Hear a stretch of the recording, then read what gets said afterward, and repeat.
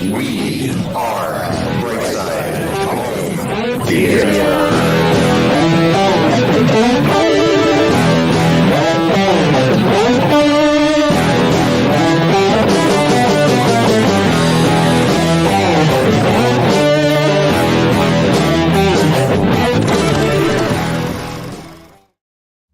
Hey, home theater nerds, welcome to the Brightside Home Theater Podcast. The home theater podcast, it's all about the experiences, the sights. The sounds. Scenes.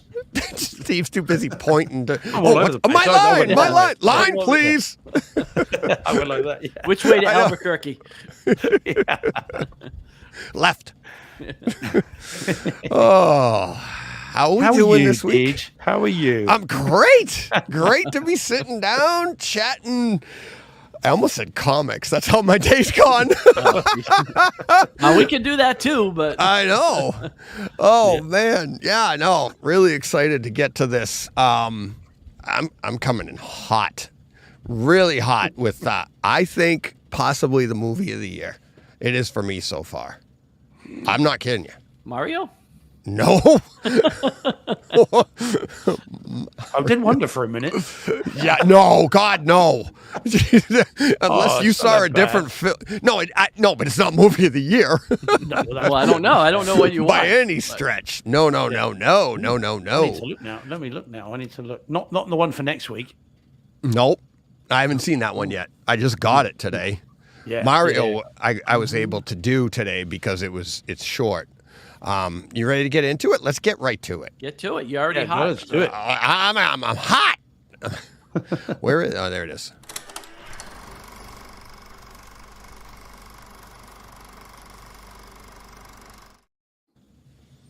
Yeah, I gotta open up with this. How do we not? I'm like, after I saw this, Guy Ritchie's The Covenant. Oh, okay. Have you seen it, Steve? Has any? No, because it's not on any of the streaming services here. So I It's don't all- quite know what's happening. I've looked for it.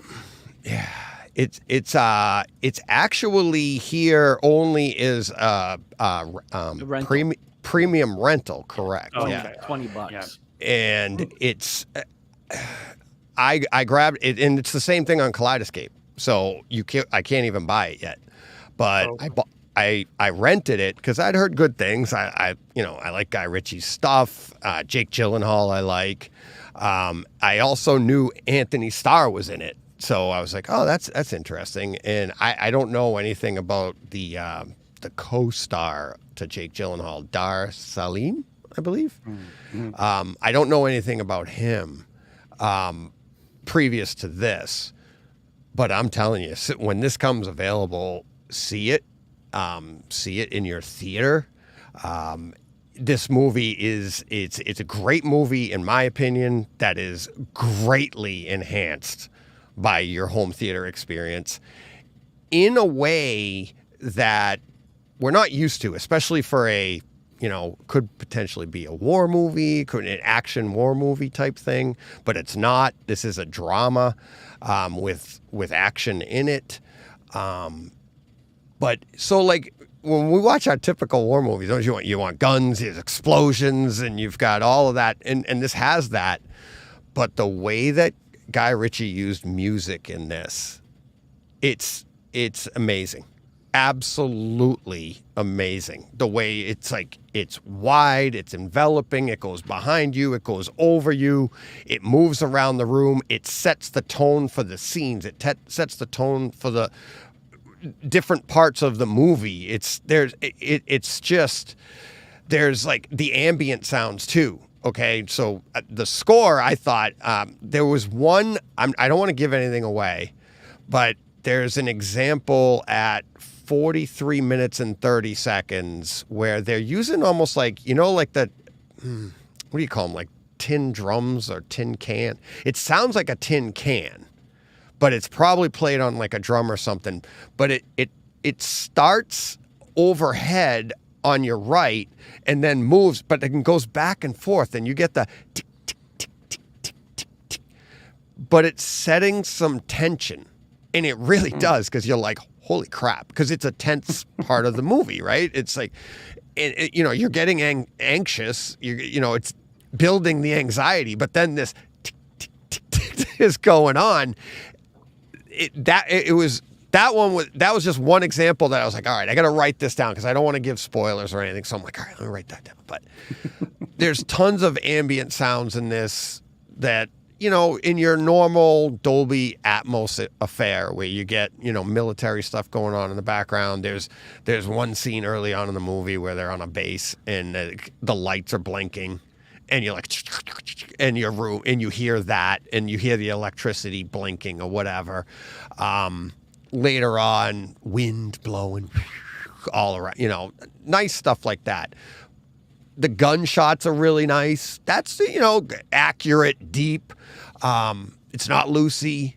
It's not meant to be, but I'm telling you, it's the score in this that I was blown away. I was like, at the end of the movie, I'm like, you've got to see this. I was saying to my son, at the end of the movie, there is a scene that once you guys have seen it and we can talk about it maybe with some spoilers, there's a scene where the absence of sound is put to such great use, and then you just gotta it really makes that scene, and it'll probably be on my list for a long time because up until now, my favorite absence of sound scene was in, I think it was Kill Bill when she was buried, and then it, like, all the sound goes out of the room, and you're like, I'm in there with her. Hear her breathing. Yeah, and it's brutal. This one won't replace that, but it will get added to. And it's not as long, but the sound goes away, and you're just like, and then what happens next is awesome.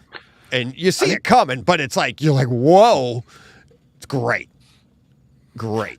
The other example of a film where it goes silent when you don't expect it is in Attack of the Clones, the concussion grenade from Slave One. Yes. Sorry, the fire spray gunship. When the I'm not getting into trouble. Yeah, because that's the other thing. When you expect it to just go bang and you get the silence, Yes. and then you get it. Yeah. So We had some of that. that. They redid some of that in Mandalorian too. Yeah, they did. Yeah, exactly. I think season 1. Was it 2 when they encountered maybe. him on the planet?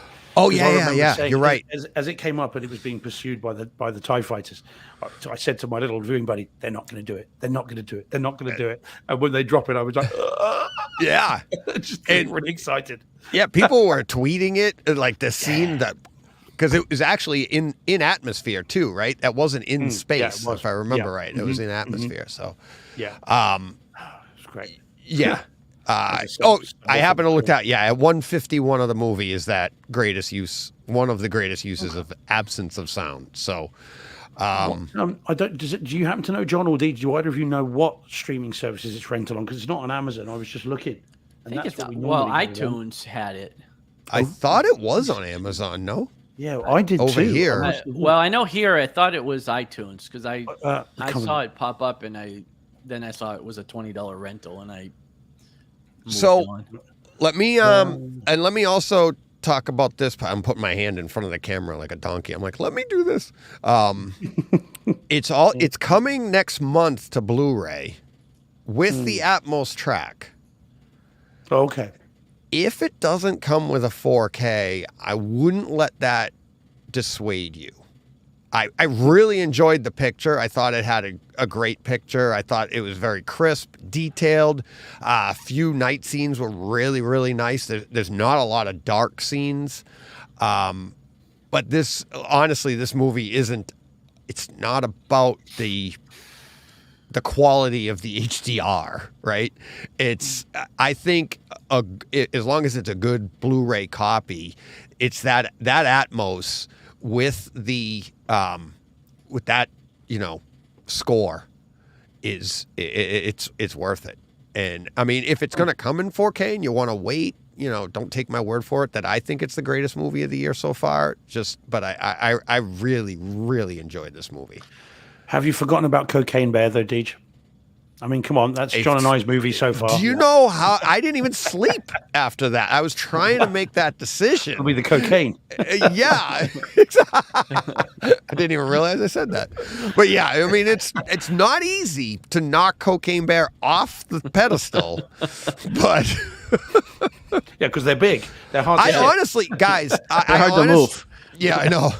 I honestly, I'm trying to think of another movie of this caliber this year, and I can't. And it might be recency bias. What other great movie in 2023 would you say that maybe I'm missing? I'm forgetting right now.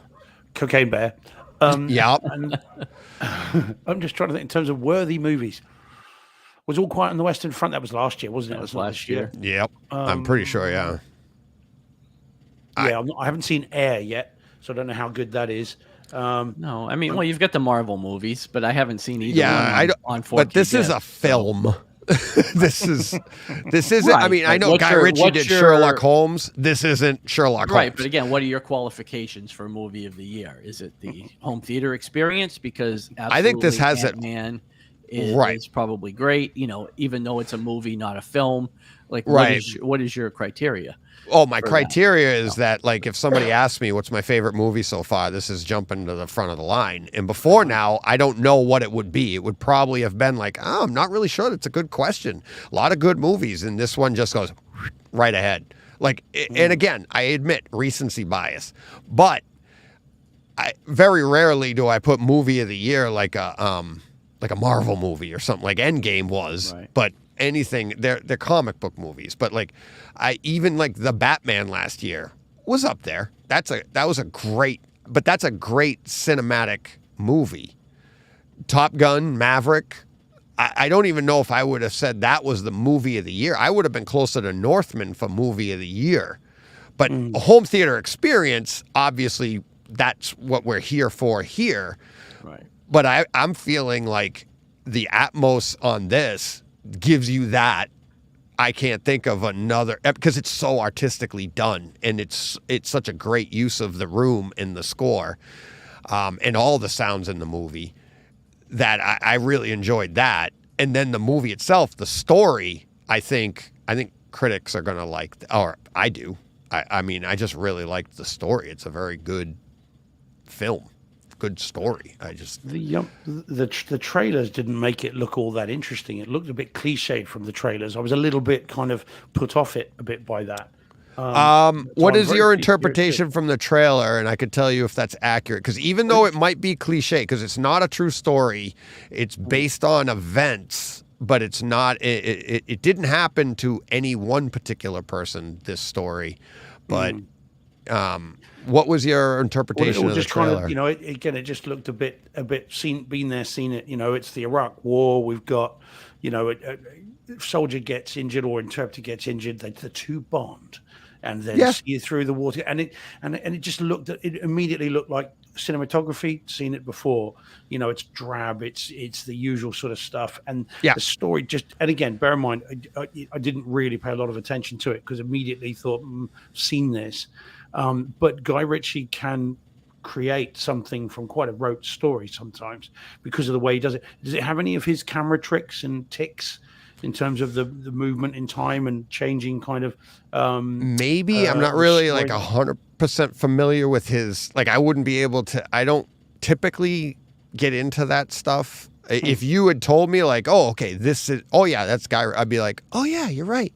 But I typically don't get into that stuff. I just like, I'm just watching it, and I said, he did Wrath of Man. He did Wrath of Man, of I course, know. and did obviously The Gentleman, which I'm not sure, I can't remember if you saw that, but yeah.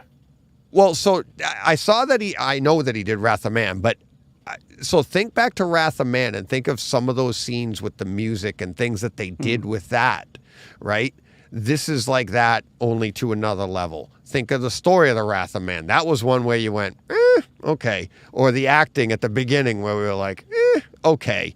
But we really enjoyed what he gave you sonically and visually, right? This has the acting. Jake Gyllenhaal is amazing. Anthony Starr in his brief role is like, It's awesome. It's such a 180 from Homelander. But I mean, the acting in this is great. Like I said, Dar Salim is great. And it's just very, very well done. And not like, I mean, there, in my opinion, there's no, well, if you could just forgive this, it's like, no, I like it. So. Oh, okay. Well, I will do that.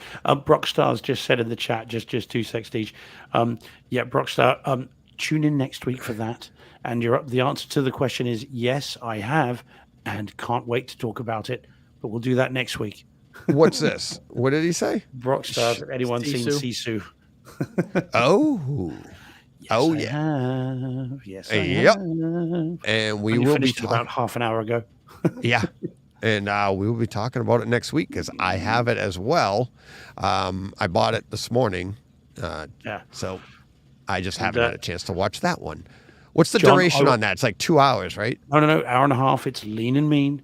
And I'd say, John, probably the most fun I've had in the theater That's since Cocaine Bear. Oh yeah. Yeah. Yeah, I'd say I won't be talking about it next week because I won't have it. But Yeah. I think I went Super Mario this morning instead of that just because I had done, the Covenant and I wanted a lighter, airier type of event. Sisu is not serious in any way. No. shape, or I form. know, but it's not Mario. Right. That is true. It is, it is just, yeah, well, we'll talk about it next week, but it's not serious. It is all kinds of fun. Which one do you guys want? Who wants to go next? What do you got? Again, just roll one up and we'll talk about it. All right. Let's see. Keep us on our toes, man. Yeah. All right. Well, let's do this. John's got some great ones. All right. Straight in. Yeah. Right. Go, John, go. All right. IP Man 4, Ip Man. I don't know why I wanted to say IP Man because I know better. Ip Man 4. Because you're my buddy. Yeah. 4K disc, HDR, Dolby Atmos. Finally got a chance to watch this Sunday. I've had it for about 2 weeks and it's been killing me that I hadn't had a chance to watch it. I mean, it was fantastic. Like the other 3 movies, the sound, the score is great. You've got that drum beat that all the movies seem to begin with, and it just sets the tone right from the start. There's always that montage where he's hitting the wooden, sparring with the wooden man, and you've got the Atmos and all that stuff going with that. I thought it was a great finale to this series. Again, a little bittersweet, just like the last one. Little bittersweet. I couldn't help but feel after watching this movie that like the seriousness that they attribute to some of these beefs that get built up, is a little dramatic at times in these films. But again, you have your requisite bad guy who isn't actually the one you thought was the bad guy initially. Ip Man's got to come in and save the day. Lots of Bruce Lee action, which was fantastic. I thought the guy that played Bruce did a really good job, actually. He does. It was super fun. Like I said, a little bittersweet, really good. I did want to ask, though, Steve, have you watched any of the young Ip Man movies? No, I haven't. Because I'm imagining they've set that up to be his son. Right. Yeah, I love this so much. These ones so much. I just can't quite bring myself because there's another Ip Man film coming out as well. Right. And I can't. It's like having a favorite James Bond and then not being able to kind of move on with the next one. Well, because I feel like these were obviously based in fact. I'm sure dramatized to the nth degree for film, but I don't know that the young Ip Man movies follow that same. Like I imagine they're just pure fiction, right? And I think so. I mean, it is like a superhero now. I think so. But I'm not an expert on it. These are very, very loosely based on his life. Right. These ones very loosely. Right. But Mike Tyson was not there originally. Come on. Yeah. Well, sorry, I've burst the bubble Yeah, now. you burst my So bubble. yeah, so I mean, in terms of the movie, just because I can't help myself, because this one I think is my favorite of the four. Is it? Although I like them all, but this one just seems to have hit a stride that is hard to top. And we should. I'll be careful how I say that. We should pour one out, not anything else, for that animated menu. By the way, I love the fire yeah. and the animated menu is fantastic. It is and with the great. score as well. So much so I had to put it up on Twitter earlier. Yeah. Because it's so good. But yeah, this is my favorite one, I think, of the four. I think you're right. There is tragedy in this. I love the Bruce Lee extended cameo, which is a nod to Way of the Dragon. The fight in the alleyway is clearly Way of the Dragon. Right. And you know, and also what I did think was funny is the minute you see the karate guy's got nunchucks, you know exactly what's going to happen. Yeah, right. And you see them in his belt, and as soon as you see them, you're like, okay, I know exactly how this fight's going to go. Right. And there's no logical reason why a karate black belt would have nunchucks. They're rice fails. That's Chinese kung fu. Right. There is no way that a karate expert's got that, other than because we want to see Bruce Lee use the nunchucks. Right. And that's the only reason he's got them. So that's very cool. And then obviously the extended fight sequence at the end is fantastic with Scott Atkins. You know, I just thought it was really, really good. And I loved how everybody seemed to be under the impression that karate was an American sport. And, Yeah, you know what I mean? quite. It's like, Yes. this is the American sport, and you're not going to bring your foreign stuff here. And I kept shaking my head, thinking karate didn't originate in No, the U.S. quite. But There are some weird things about it, because the whole thing's about xenophobia generally, right. And yet the American guy is Scott Adkins, who's English. You know, and so it's all a bit strange. But yeah, but the fight sequences are so well staged. They've got it down to a fine art, martial art, as it were, by the time they get to number 4. And so what did you think of the home theater experience? No, I thought it was great. Mm. Again, I go back to when I watched the first one, and I don't know where my head was at, but I remember commenting that I didn't think the score and the sound of it was that great. But either I was out of my head or I just completely missed it, because That'll be the cocaine. yeah, That's right. the only one I've seen, and I did Because the score is great in all Yeah. of them, Mm. and it's great here too. Mm. I just feel like the punches have weight. Like everything has weight. All the fights Yeah. have weight. It feels like again, because in reality, a punch doesn't sound like that. But when you're watching this, No. you feel like somebody's getting hit. unless you're the one being hit. Right. But even still, it doesn't sound like that. Right. It might feel like that, but It doesn't actually sound sounds like that. silent, because Right. you're like, It's just a thud, a little And the thud. sound of the ow. Right. yeah, exactly. But But yeah, it's- I thought great. Again, I thought the Mm. visual. Each one of these seems to have probably had a little bit higher budget. The production quality seems a little bit better as we go along. Because I remember again thinking back to the first one where it was a bit grainy, looked like an older movie, even though we said probably intentionally. But all of that kind of smooths away as you go along, because this one felt very polished. It had great visuals. I thought the sound and the score was fantastic. I don't really take notes as I'm watching things, so I don't have scenes and things like that to bring up, but I was thoroughly engrossed through the whole thing. So Nice. Yeah, man, I agree. I think that it looks incredible. I mean, it's beautiful to look at. Because I knew the nunchucks bit was coming up this time, I watched a couple of scenes. I didn't watch the whole thing again. I've seen it 4 times, maybe 5 times. So I just wanted to watch a couple of scenes today at lunchtime. I was at home and I thought I would, because I knew you were going to talk about it. Right. And the karate guy, because I knew I was going to say about the nunchucks. I thought, well, maybe it's not karate, maybe it's something else. Right. But actually, it's so crisp, the 4K, that you can actually read the Shotokan karate Right. badge that he's got on, and you can read it. So it is karate. There's no getting away from it. But it just looks incredible, and the whites of the tunics that Ip Man uses at the end, Right. it's just so crisp. It looks incredible, and again, the sound is fantastic. Again, that score is just haunting and beautiful and powerful all at the same time. But yeah, the fights in this are particularly, I think, beefy. You feel it, don't you? Yeah, well, and again, especially for the the subs. finale, kind of the finale. Yes, yeah. Like, When he does his sort of signature kind of repeated punch kind of thing as Right. well, you just kind of feel that. You're thinking, oh, ow. Right. Yeah. You think that does not look fun at all. Yeah, I mean, these films are great. And everybody, I'm so glad we've had a chance to talk about them because no one that I know, as in real life, has. We're has fake, John. Well, I might say, AI is very clever these days. It is. No one that I know. I'm locally, Chat GPT. shall we say? Yeah, yeah. None of them Chat locally. DJ. Yeah, so nobody locally that I know has seen them or gives a Right. rat's bottom Yeah. about it because they just don't care. This means nothing. So it's so cool that you guys have discovered them and gives me a chance to talk about them as well, which is absolutely brilliant. Right. Well, and I'm really down the rabbit hole, as you can. There is a definite Yeah. theme for me this week, and I think we all are. No, kind of carrying on into next week. Some of these I have seen already. Some of them I hadn't. Like I hadn't Yeah. seen these Ip Man movies. Try, John, try if you can to get hold of Raging Fire, even if it's just the Blu-ray.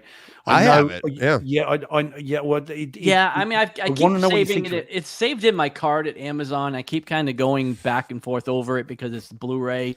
And it's like one day maybe they'll do the 4K, but yeah, I'll probably just gonna pick it up because again, I've got a couple more. I've got a couple more Jet Li movies to watch that I've just picked up, and yeah, I've been kind the of Blu-ray's in Atmos, so it's still. Oh, is it? And the Yeah. Atmos track is very good. Yeah. And it I'll starts pick off it up then. and carries on. I'll- I think you'll love it, and it'll be fun for you to see Donnie Yen in a modern kind of retelling of Heat. But Right. he's also fighting another guy who's a similar, very well-known martial artist, and the two go at it. There's no kind of particular styles. They just go at it. There's a massive fight in a church at the end. Right. It's really, really good. So, Okay. I mean, both of you guys, I mean, I know I've been saying it forever, but, it's well worth giving it a watch. I've yet to hear anyone say anything other than, wow. Yeah. So, and again, if you're down that rabbit hole, let's just dig that little bit deeper. Right. Let's just keep going.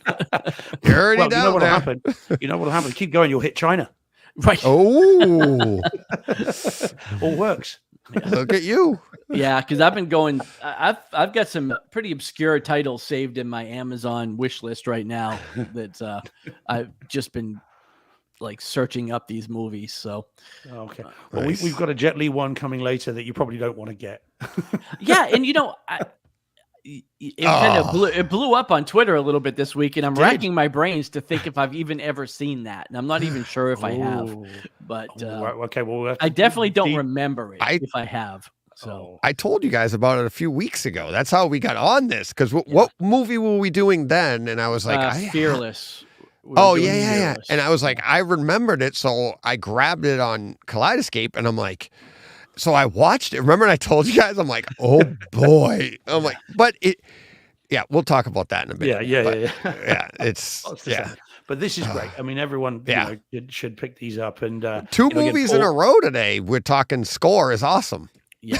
Yeah. Oh, yeah. Well, and I got The- all three of my movies have Yeah. awesome, Yeah, scores. So It's Paul is saying in the chat, he's just saying that he saw Ip Man 3 last night, Yep. and it looked beautiful, even if the plot was a bit hackneyed. That's kind of the point for these movies. yeah, it was. You know, Like I I mean, said, the whole they're not- Mike Tyson of it all was. Yeah, Yeah, I mean, I'm not sure funny. they were ever holding themselves up to be anything more than really good-looking genre films. Right. So it's got to be the way it is. But all right, cool. Yeah, very cool. Great films. cool. All right, let's go with one that you're not sharing with anybody. Okay. There we go, Steve. Ooh, yeah. Okay, so this is for those listening and not watching. This is the remake of The Last House on the Left, and there is a reason that I picked that this particular week because Oh. something exciting is coming up in the not too distant future, Deej. Hopefully, this was written Yeah. by the person that hopefully at some Yeah. point in the not too distant future. So I've chosen this because I am now rewatching all of the films. Sorry guys, we're talking Oh, very really? cryptically here. Yeah, I don't know Yeah. if we're going to announce it, but we are. I haven't had a chance to reach out, but That's okay. as you know, literally was in the middle of doing that yesterday, and everything no hit problem. the fan. What, are we going to announce it or just keep it as a tease for something down the line, or do you want me to just say It's. it? I mean, do you think there's any chance he doesn't show Yeah, up? maybe we should tease it. No, I mean he's very very excited by it, and I mean I'll tell you something about I'm this excited. film from him. Okay, so in the near future, we are hoping to have and expecting to have a very special guest on the podcast, who is someone who I've connected with via Twitter. He's a really nice guy, and he is I don't know, should we name him? Might as well. Go ahead. It's a guy called Carl Ellsworth, who is Yeah. the writer of a number of very high-profile movies. This is one of them. He wrote Red Eye. He wrote Disturbia. He wrote Yeah. Unhinged, which is a Russell Crowe movie from last Yep. year. And he's a very nice guy. So I have taken it upon myself to rewatch all of his films. One, I already own them anyway. And two, I've seen them lots of times, and they're all good, and it's fun to go back and watch them. And this is one of them. So this is, as I say, the remake of Last House on the Left. The original being another Video Nasty, albeit one I've never seen. So this is the only version that I've seen, which is a movie about a couple and their daughter go to the woods. They've got a cabin in the woods. It's funny how often that happens. Can you believe Cabin that? in the woods. Bad things happen to them.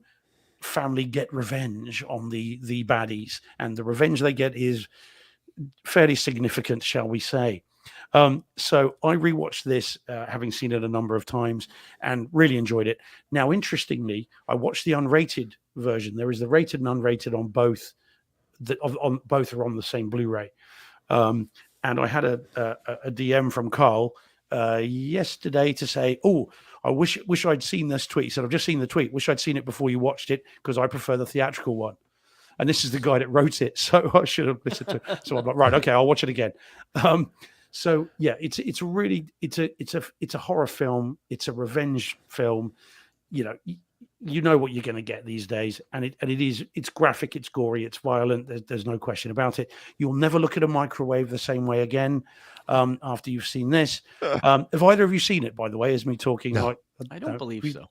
No, okay. Well, you'd remember, I think, if you I had, don't as I think say, you'll never put anything in the 'Cause microwave. I the same still way use again. my microwave, so I guess I haven't. Well, quite. Yeah. You'll look at it sort of, with a slightly sideways glance from now on if you see this film. But it is really good and it holds up well. Now, as a home theater experience, and this is the other reason I wanted to see it, it's in 185, so it fills the screen pretty much. Nice. And video wise, it's decent. It's an older film now. It's 2009, I think it was. So it's a little soft, and it's showing its age a little bit in terms of that. And the palette is quite washed out deliberately as well. But what is decent in particular is the audio. I upmixed it. It's only 5.1 DTS HD, but I upmixed it to Neural X as we always do. And it's decent. There's a car crash sort of not long into it where a car's going down a wooded kind of slope, but it's hitting trees as it goes, and you get decent thumps in the subs as it hits the trees, and then the whole kind of ending takes place, as all these horror movies do, in a storm.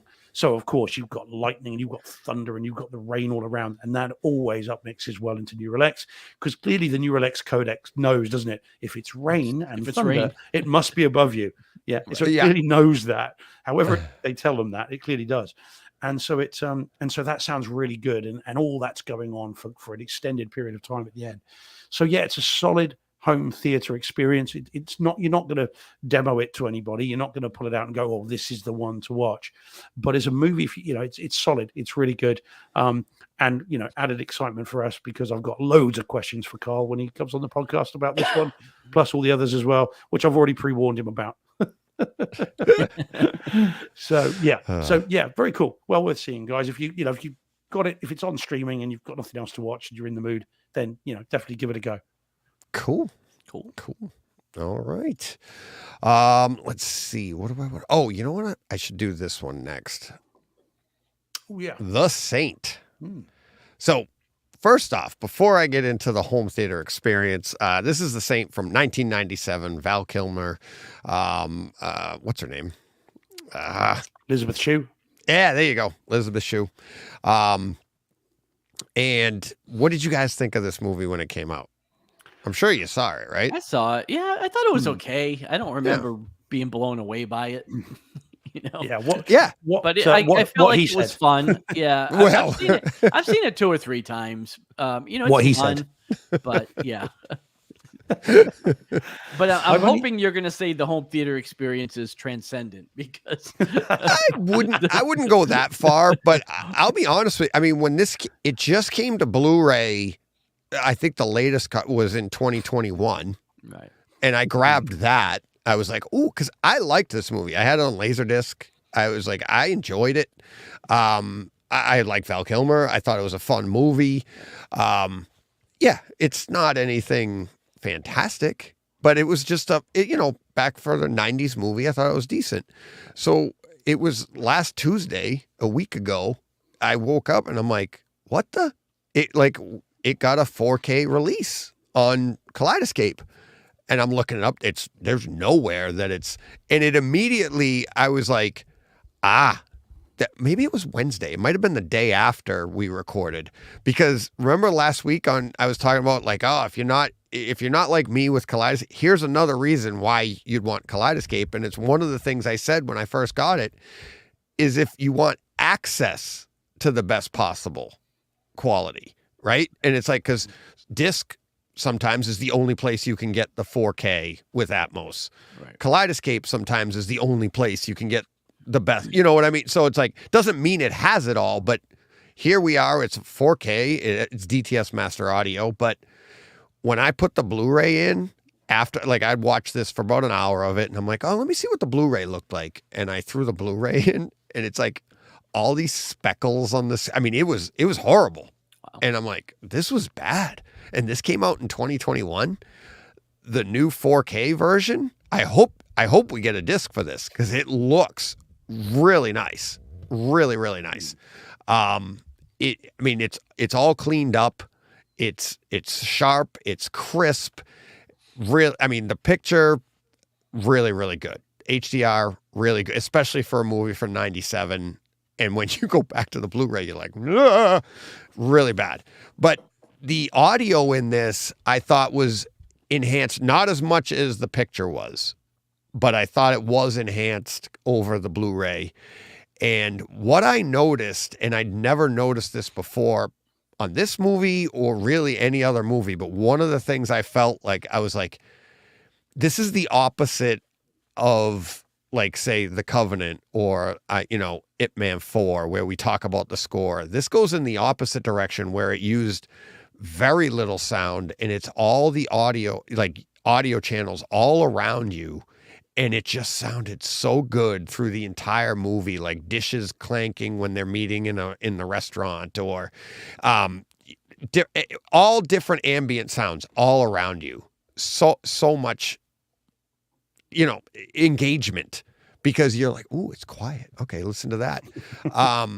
There's the opening, but there is an opening scene where I heard something that I've never heard before. I went to the Blu-ray and it didn't do it to the same effect. Okay, so I'm not sure if it's actually the guy, but the character in this movie is supposed to be the bad guy, and he looks like, is he the guy that plays like the world's most interesting man? Is that the same guy? Do you know who I'm talking about? I know who you're talking about. The guy from I've the only commercial. seen it once in the cinema, and I've got no memory of this film at all. Yeah. Oh, really? Okay. Oh, yeah. I Do don't you know know who what I'm talking about, John? Doesn't Well, it I know. look? Is Yeah, it the I don't- same guy? I can't picture him from the movie because, again, it's been Yeah. a number of years since I've Yeah. seen this movie. Anyways, But I know who you're talking about from the commercials. Right. Uh, So he's supposed to be some Russian leader or something, and he's walking into this big. They're announcing him coming to the stage, and he's walking in from the back. So you hear the crowd. Your room is really taking, giving you that effect of the crowd being around you. But the announcement is coming in a way, like it's placed appropriately, the sound of the person speaking in an auditorium style. So you're getting the echo, but it is placed to a side. And when he's walking in, the speaker is to the left. The speaker, the actual box speaking for the guy on stage, is off to the left. He walks in, and it moves out and back, away from your screen, away from the left side of the screen as the character moves away. So as he moves over, the camera pans, and it was weird. And I've never heard anything pan like off to the side and then come back in.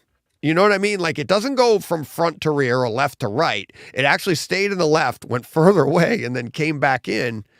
And when I did, like an hour later, go to the Blu-ray and do some comparison, I jumped back to this scene, and it does, you know, on the Blu-ray, it pans off to the left, like his voice would, but it doesn't push away and come back in the way it did on the Kaleidoscape. And I was like, wow. I'm like, I just think it's a cleaner cut. Right. But all throughout the movie, I'm like, I just thought it was really well done in a way that I hadn't seen before. And I had watched this movie probably a year ago when I got the Blu-ray, and I've had it I've watched it a few times since I got the Blu-ray. And I thought that was okay. So I was really blown away by this. I hope everybody gets an opportunity to see the 4K.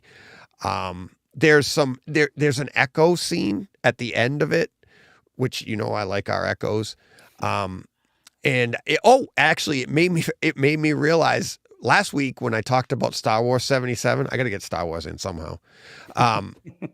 John, it's not our memories aren't bad. Going back to Star Wars 77 on that scene when they go, oh, you know, the bridge is out, right. You know, when they go to swing across, completely different echo. In the Star Wars set, they redid the audio for that, and we don't, because she yelled, whatever they say, it actually repeats behind you exactly in Star Wars 77. Right.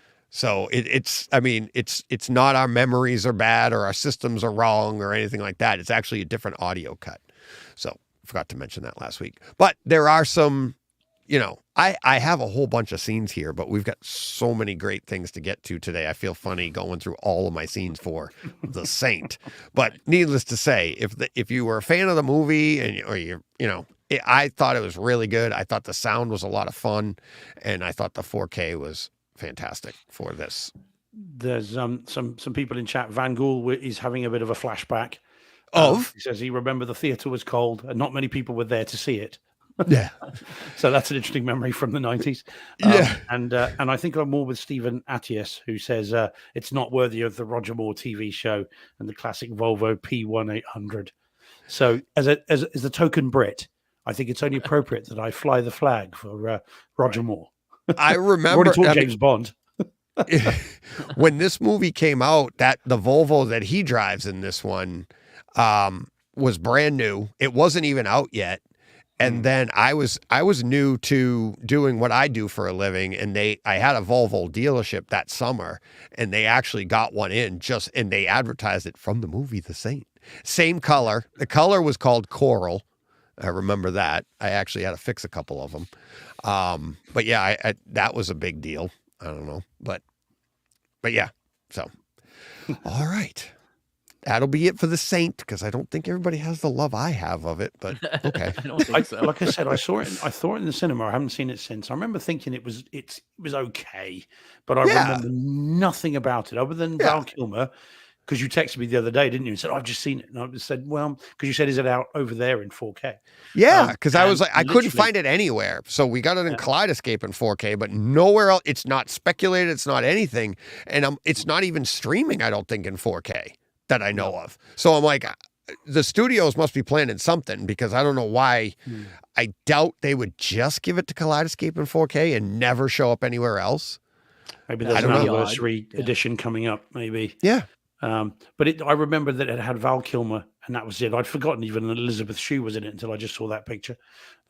So yeah. But I would give it another go. It comes out in 4K. If it's a Paramount disc, they've done some decent ones recently. So I'd probably pick it up out of curiosity. I always have my notes. So anybody who wants to chat about it, I got my notes. So I'll be happy to go over at 1:17 and 50 seconds. Is water dripping, clear as day, good volume, very discreet, not ambient at all. It's off to the side. It's great. So Please, someone talk to me about The Saint, please. I'm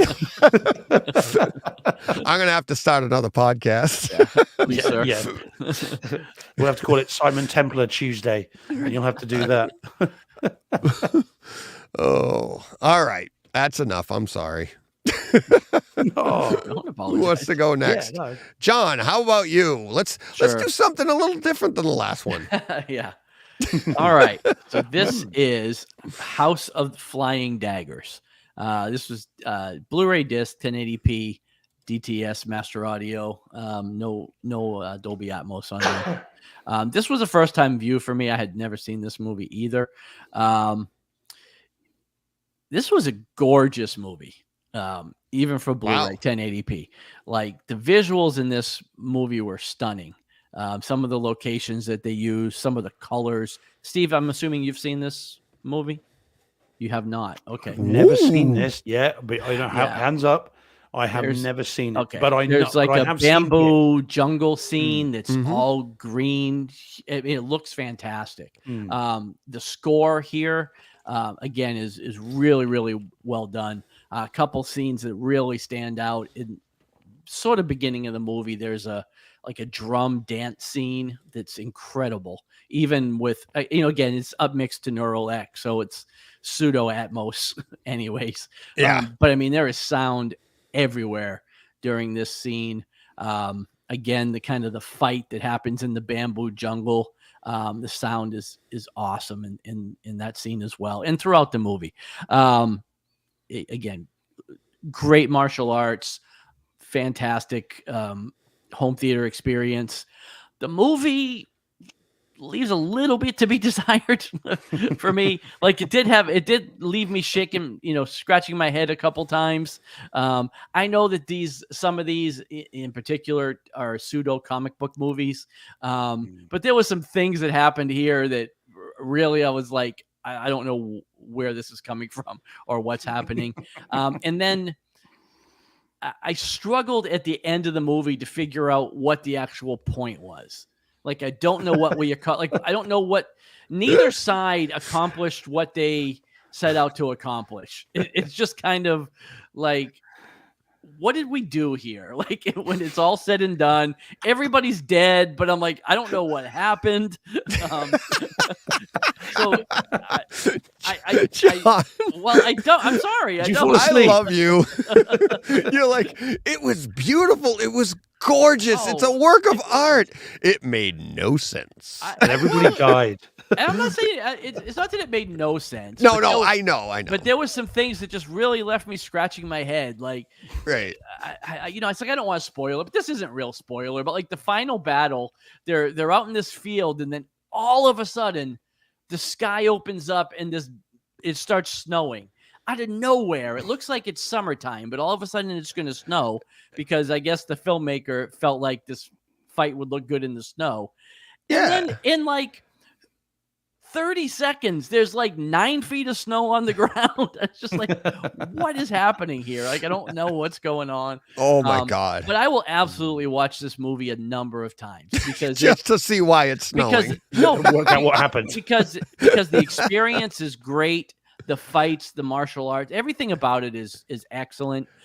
But it just kind of had me scratching my head a little bit. John, the entire at movie is times. an homage to climate change. You didn't Right. know that? I did not. No, thanks for setting me straight. Steve, you'll absolutely enjoy this movie, though. I've seen it. It's great. I don't. Oh, you've seen it. Okay. A long time ago. Yeah. Okay. But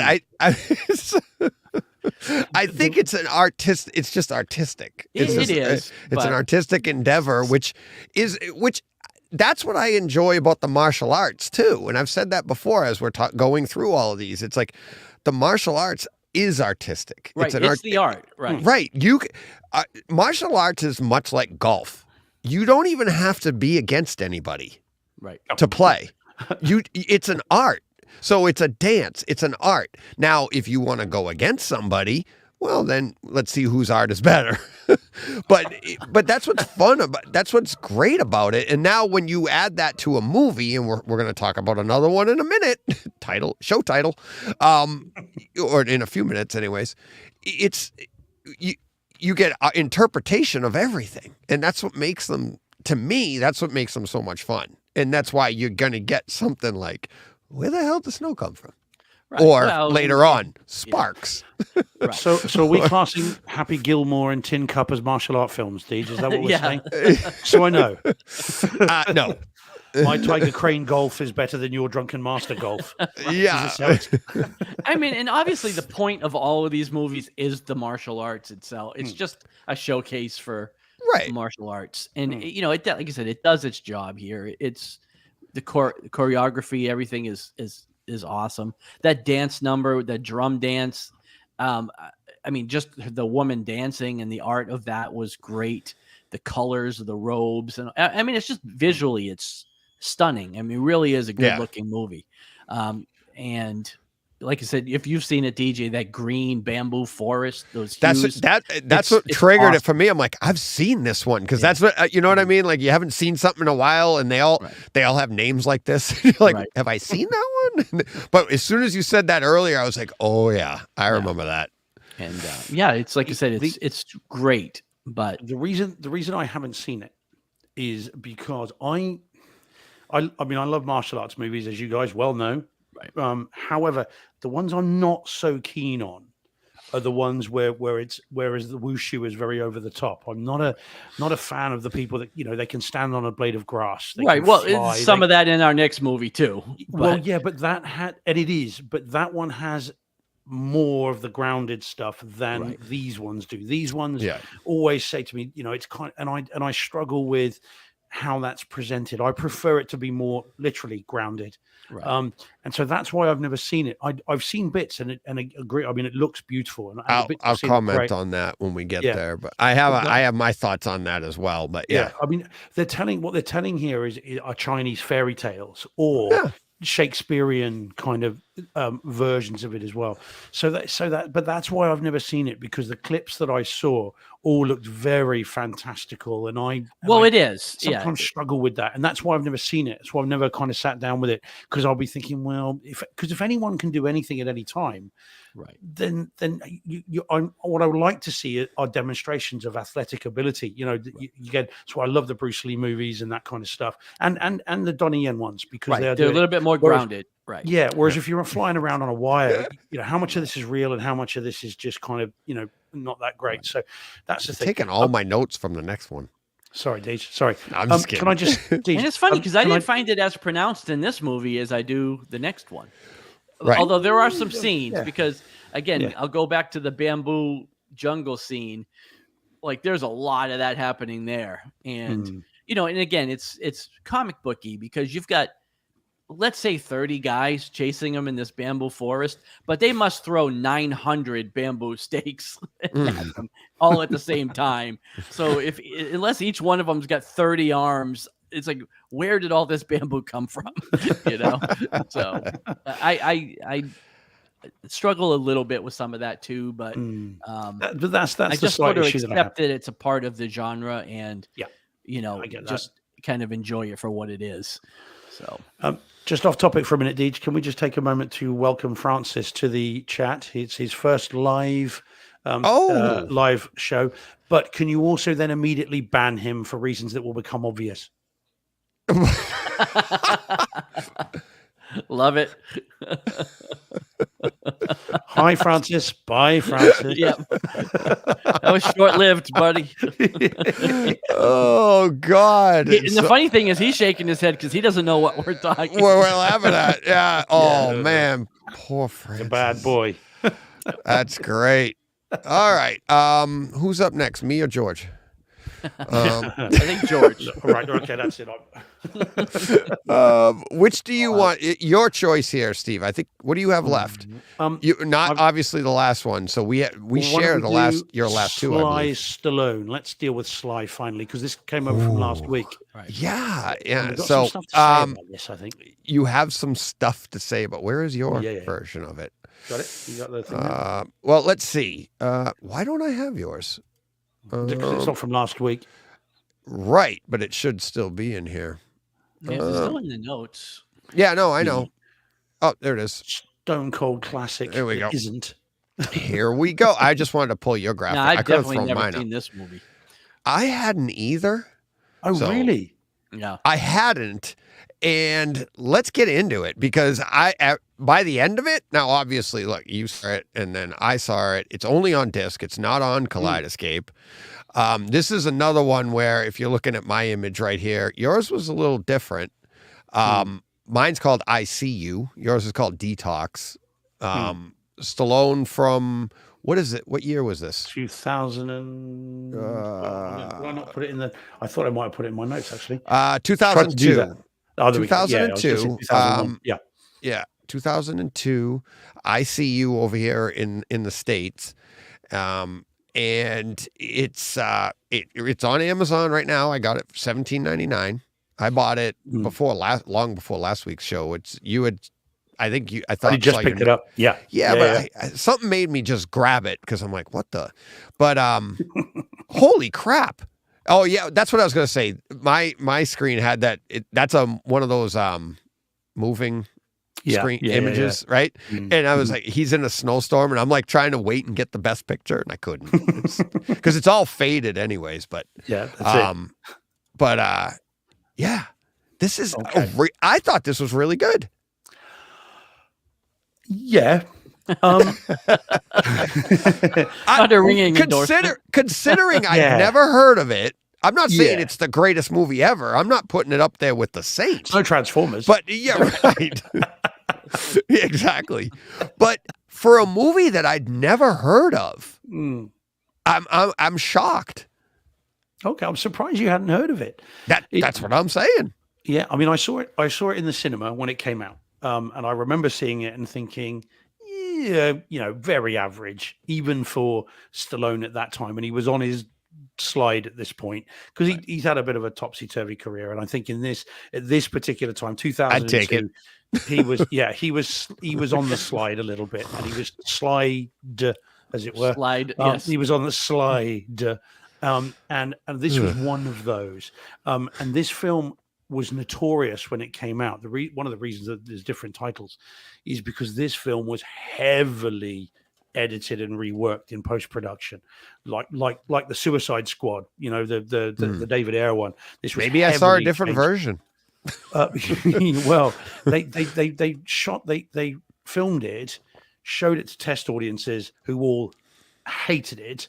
And then what happened then, of course, is when you get a jittery studio, they came in and then started re-editing it to the preview audiences. And of course, look, there's three of us here. We don't always agree. So trying to get a room together with 90 odd people together and then trying to make a film that appeals to everybody is not the way to go, is it?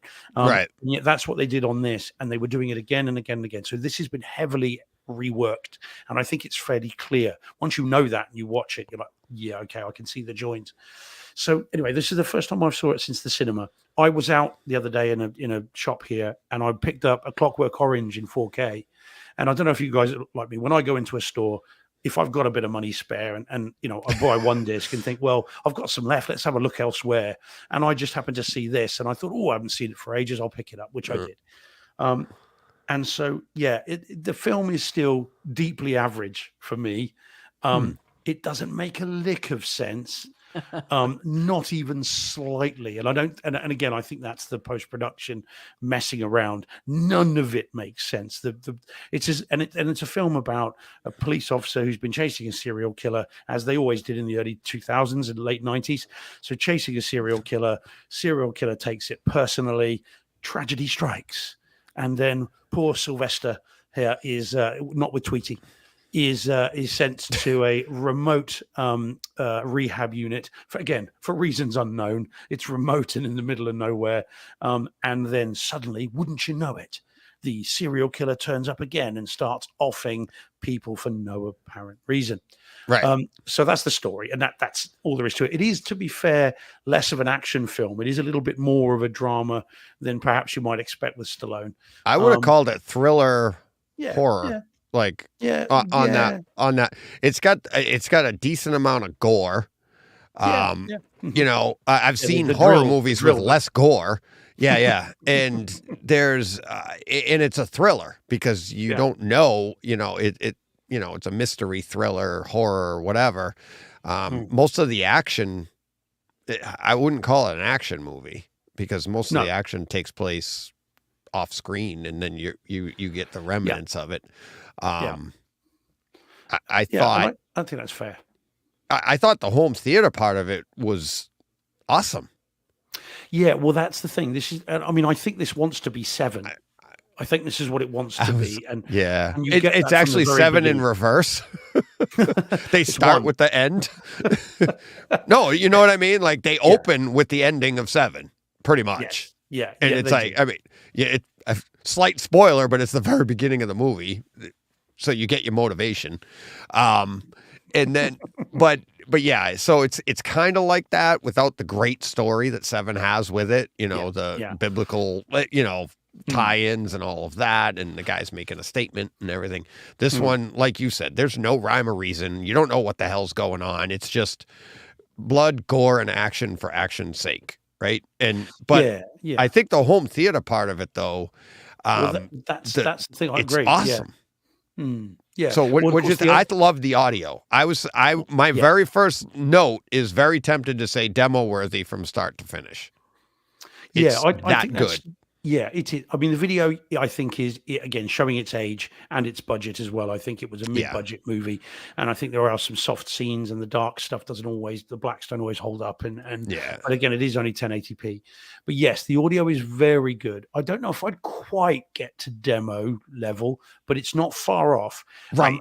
And what the reason that Seven particularly leapt to mind is the credit sequence, where you've immediately got all these voices filling the room, and you've got all this, and that said Seven to me straight, which I think has got one of the great credit sequences of all time. Yes. Next to Psycho and things like that. I mean, it's fantastic. And so this tries to echo that, but I love the voices moving around the room. Echo that? I see what you did there. Well, there you go. That's it. I'm subtle. And so you'd say which Detox isn't. But all the voices moving around the room right from the very beginning, and that was really evocative. And so the sound leaps off the screen right to the back of your room and fills it with these noises, and I think that's great. And look, Stephen Attia again, it's saying in chat about the storm sequences. All that sounds really great. And also the rehab facility has a little life of its own. Again, you can hear this. It reminded me a bit of Lighthouse, actually. There's all this thrumming and whirring of the machinery and the generators and all that. And that is effective and actually takes a very run-of-the-mill story and makes it more interesting. But I'm not sure I'd call it demo-worthy, but it's very good for a film of its time, if that makes sense. And so it upmixes beautifully. Again, interesting. Stephen said he did it via Auro 3D. And so we're obviously doing it via Neural X. And again, like we said earlier, whenever you've got a storm, I think Neural X knows, look, that goes above you and it goes around you, and so that it really does upmix well. So I thought the score in this was really good too. Really added a lot to the tension. Moved well around the room. It gave you that real horror thriller vibe, like most horror thrillers do with the score. But I just thought, I didn't think the bass was like crazy deep. No. But you didn't need it. You really didn't need it. It's like there was so much going on. That's why I said I was tempted to say it's demo worthy, because it's like, it's just so engaging audio wise throughout the movie. I actually felt like the image quality was really good. You don't need HDR. I thought the way they shot it was like the inside, like, of the rehab facility. It was, you have that concrete. It's, it was very high contrast, and it played well. It was the tones, cold air outside, warm here, warm there. I thought everything played really well. At times you were like, or I felt like I was like, is this No, this is just 1080. Oh, really? Okay. Yeah. I thought it looked good. I mean, it's funny. I watched this one after The Saint. So I happened to be like, I'm like, oh, look, I happened to notice artifacts popping up, just a couple here and there. Nothing that would be like, I probably wouldn't have noticed them if I hadn't just watched the Blu-ray of The Saint and watched them. They're like, looks like somebody shook the salt shaker on the movie. But yeah, no, I thought it was really good. But I think the audio in this really shined. That's the thing that it's the audio that you'd pull the disc off the shelf to show it to someone for. If you were going to do it, that's what you do it for. But it's solid. Again, I'm keeping it in the collection. It's not one that I'm going to watch routinely, but it's there, and it's one of those. It's that you dig out and put on every now and then. It was okay. I had a line for you. Okay, go ahead. What did I do? Francis is asking what he did. Should we tell him? Or should we just say read the screen, Francis? I don't know. Read the screen. Read the screen on the second one down. George, I had a quote for you from the movie. I wanted to know if this was an homage to one of our favorite movies. Ooh. Fifth Element. Yeah, no. Do that First to me, Blood. John. Do that. Jerk Go on then. at around 27 minutes and 30 seconds, somebody in the movie says Jerkwater, Wyoming. And I'm wondering Not if that's Jerkwater, USA. Yeah. Killed for vagrancy in Jerkwater, Jerkwater, USA. USA. Yeah, exactly. So that's why I'm like, from First Blood. I'm like, Maybe. Wait, what? I thought that might have been an homage, because how often do you hear Jerkwater anything in a movie, you know? And I'm like, and now it's a Stallone movie to boot. Let me see. Wait. Okay. Here lies John Rambo, Congressional Medal of Honor winner, survivor of countless incursions behind enemy lines. Yep. Killed for vagrancy in Jerkwater, USA. Yep. Nice. I've seen that Nicely sometimes. done. Yeah, exactly. I have a scene at 58:45, the tent flapping, which I thought was fun because like it's on off to the left side, which happens to be where my door is. And it's so like the characters are talking. I think it was a tent or something. And then like the little flap of the door was over there, but it's a little further away where my door is. So it would have had to push even further off screen. And it was so loud and discreet. I thought it was my son coming in the room. And I'm like, I'm looking at my door like, is he coming in? Is he and then I look, I'm like, the movie's still going. I go, oh, I backed it up because it went away. And I backed it up and watched it again. I was like, oh my God. I'm like turning my head to look. It's pretty funny. So Let's say the audio is good. That is the yeah. reason you'd watch it. No question. You know. One other thing. How about the cast?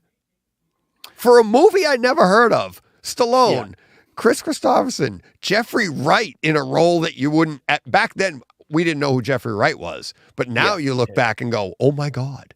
That's Commissioner Gordon.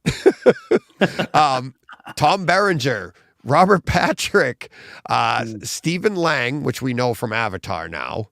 Yeah. And then Charles Dutton. I know him from Tombstone. Yeah, Charles S. Dutton. Yeah. Yeah. Oh, I know Stephen Lang from The Hard Way. That's the one I always think of. Michael J. Fox and James Woods film. Oh, That's what I always think of yeah. Stephen Lang. He's I wouldn't have he's remembered crazy. him in that one. Oh, I love. I remember Charles Dutton from Rudy. And him clapping. Alien 3 is what I always think of Charles S. Dutton Yeah. from. I always just remember him clapping at the end. And so, like, it was awesome. But, all right. It is a heck of a film. I mean, did either of you watch the trailer? Remember I said last time about how the trailer gives away the killer? No, you said not to.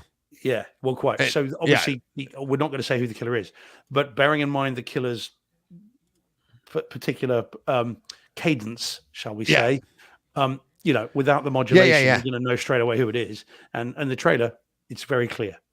Right. That's, kind of dropped the ball on that one.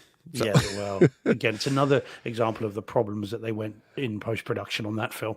It clearly wasn't meant to be a whodunit, and they've only created that in post-production. Yeah. So, by the way, you'll never go up to a peephole in the door the same way again, will you, Deej? I usually don't. just open the door. I think that's been done before in movies. Either that or you get shot. Yeah, I mean, it's in the trailer, so it's not a spoiler. There's a drill goes through one of these things, and someone puts their eye up to it. That would hurt. Yeah. I think. I think yes. I would think as well. Yeah. So, all right. I'm up next. Here we go. Mm-hmm. For those of you interested in knowing, so this is, Mario, Super Mario Brothers, 4K, Dolby Atmos. 4K is really good. Really good. Good. But I have to, now you guys saw it in the theater. I haven't seen it at all. Oh, I thought you did. Mm-mm. Oh, okay. Yeah. I'm sorry. I thought you did, John. No. But the 4K on this, the HDR, so I feel like that they did this on purpose, but like the outdoor scenes, when you first, don't think that it's getting washed out. It's not. I don't think. It's like there's a lot of bright outdoor scenes, and they wash it like the sunlight, and it creates a sense of depth. So like what's really nice is like when they get close on characters, there's the black levels go really deep. But for the most part, when you look at your whole screen, it looks a little washed out, but it's because it's so bright.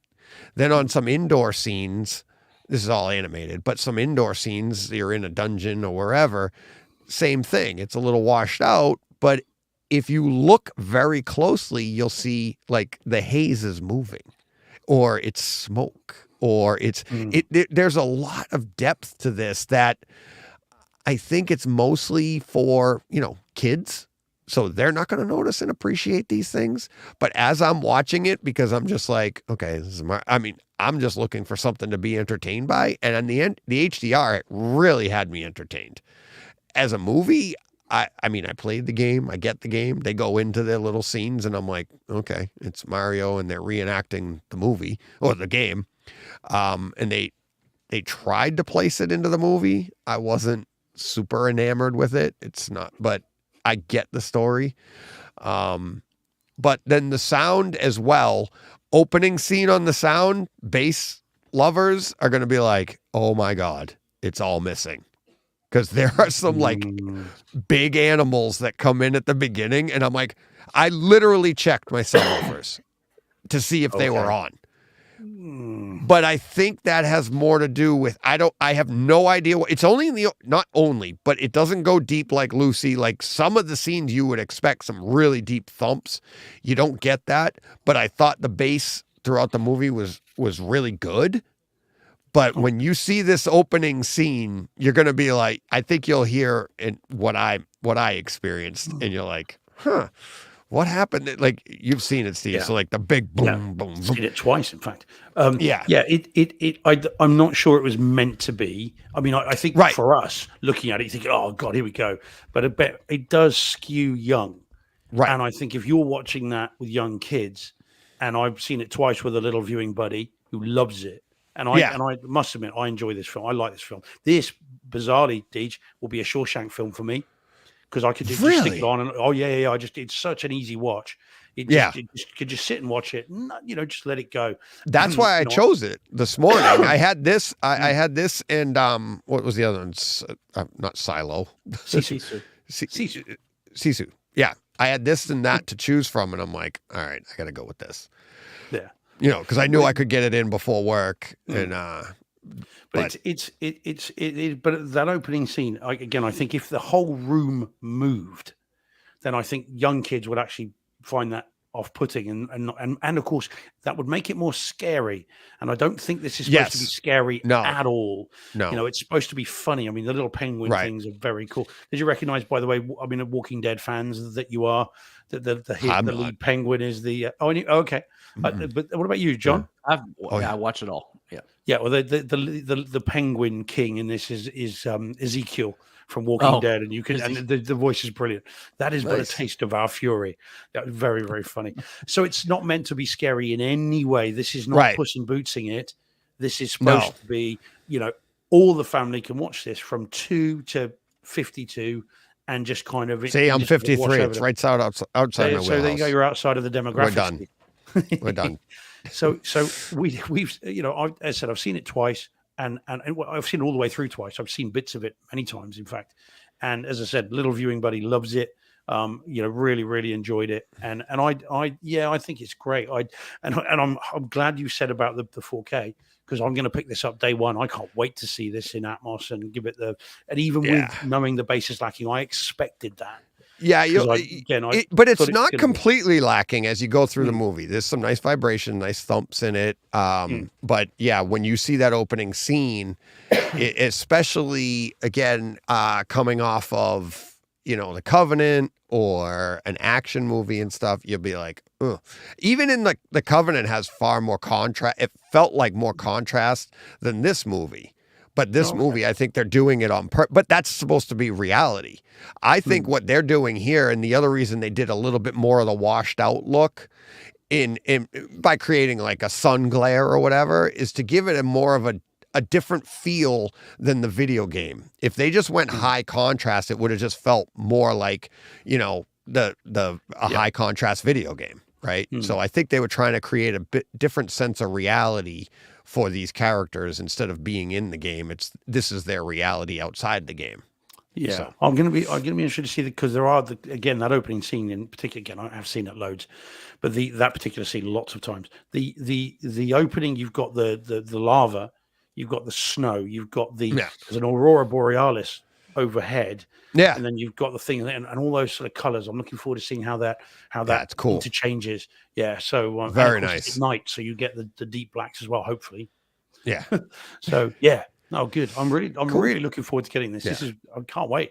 Yeah, it's a great movie for if you got a home theater and you got kids, especially little kids, definitely grab this is a fun one for, like Steve said, for everybody. What about big little kids? Well, yeah. I don't know if I'm going to be rewatching it a lot, but Well, you're 53. I mate. definitely You're outside. I know it's right outside You're of the house. outside. Yep. But my grandchildren are going to love it if I have them. When they get to be 2. Yeah, Not exactly. before. Yeah, exactly. Yeah, 2 to 52. All right. That's it for that. You want to do? We've got one last one before we do the one that we all did. So, We've got. Did you say we've got the one to do before we all? Here we go. There's Steve's grab. There's Mike. Where did mine go? That's There it another goes. moving one, by the way. That's another moving Yes. one that I had to try and time it. Yeah. Yeah. You doing it? Do you want me to do it? How are we going? Who's going? Go. first? You go, because I'll load up some pictures. I got to load up some Okay, other cool. stuff too. But you go, and Okay. we're just gonna riff. 'Cause this is a movie made for riffing. Well, quite. Yeah. So this is the one, the Jet Li extravaganza from 2001. There is only that's the only way to describe it, really. It's now it is right, Deej. You mentioned this a few weeks ago. And as soon as that went, you said that it went into my brain and it's stuck there. The reason it's stuck there is Sorry. I've seen this film. No. I have seen this film 20 times, 30 times, maybe more. And the reason for that is when it came out in 2001, DVD was in its heyday. I had a portable DVD player with a screen, and thing. Yeah. And this was one of the 50 or so movies I used to carry with me wherever I went in a little CD pouch. And so I have seen this film, as I said, 20, 30 times, maybe more, because back then it was good. Back then. And so when you mentioned it recently, I hadn't seen it for so long, and that went into my head, and I thought, ooh, I need to see this again. And so last Friday lunchtime at work in the office, I thought, I'm going to watch it. And I found a stream of it, and I put it on my iPad. Things have moved on a bit since 2001. So I put it on my iPad Pro, which is quite big. And I thought, yes, 12.9 iPad Pro. I thought I'll bung it on there, right? Whilst I'm having my lunch. And I found a stream, and I watched the stream, and the stream looked dreadful. Okay, It was grainy. It was flat. It looked awful. And I watched about 20 minutes. And because it looked so bad, everything else was terrible as well. All the acting suddenly leapt off and just, oh my God, what am I watching? So I thought, right, that's it. And I stopped it. Got home Friday night, put the Blu-ray on, completely different audio and video experience, totally different. Yeah. Right from the very beginning, the very first police patch that you see just looked completely different. So I watched it again many years later, as it were, and I now realize that loads of it is absolute crap.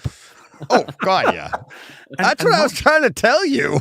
Well, quite. And I had forgotten Statham was in it.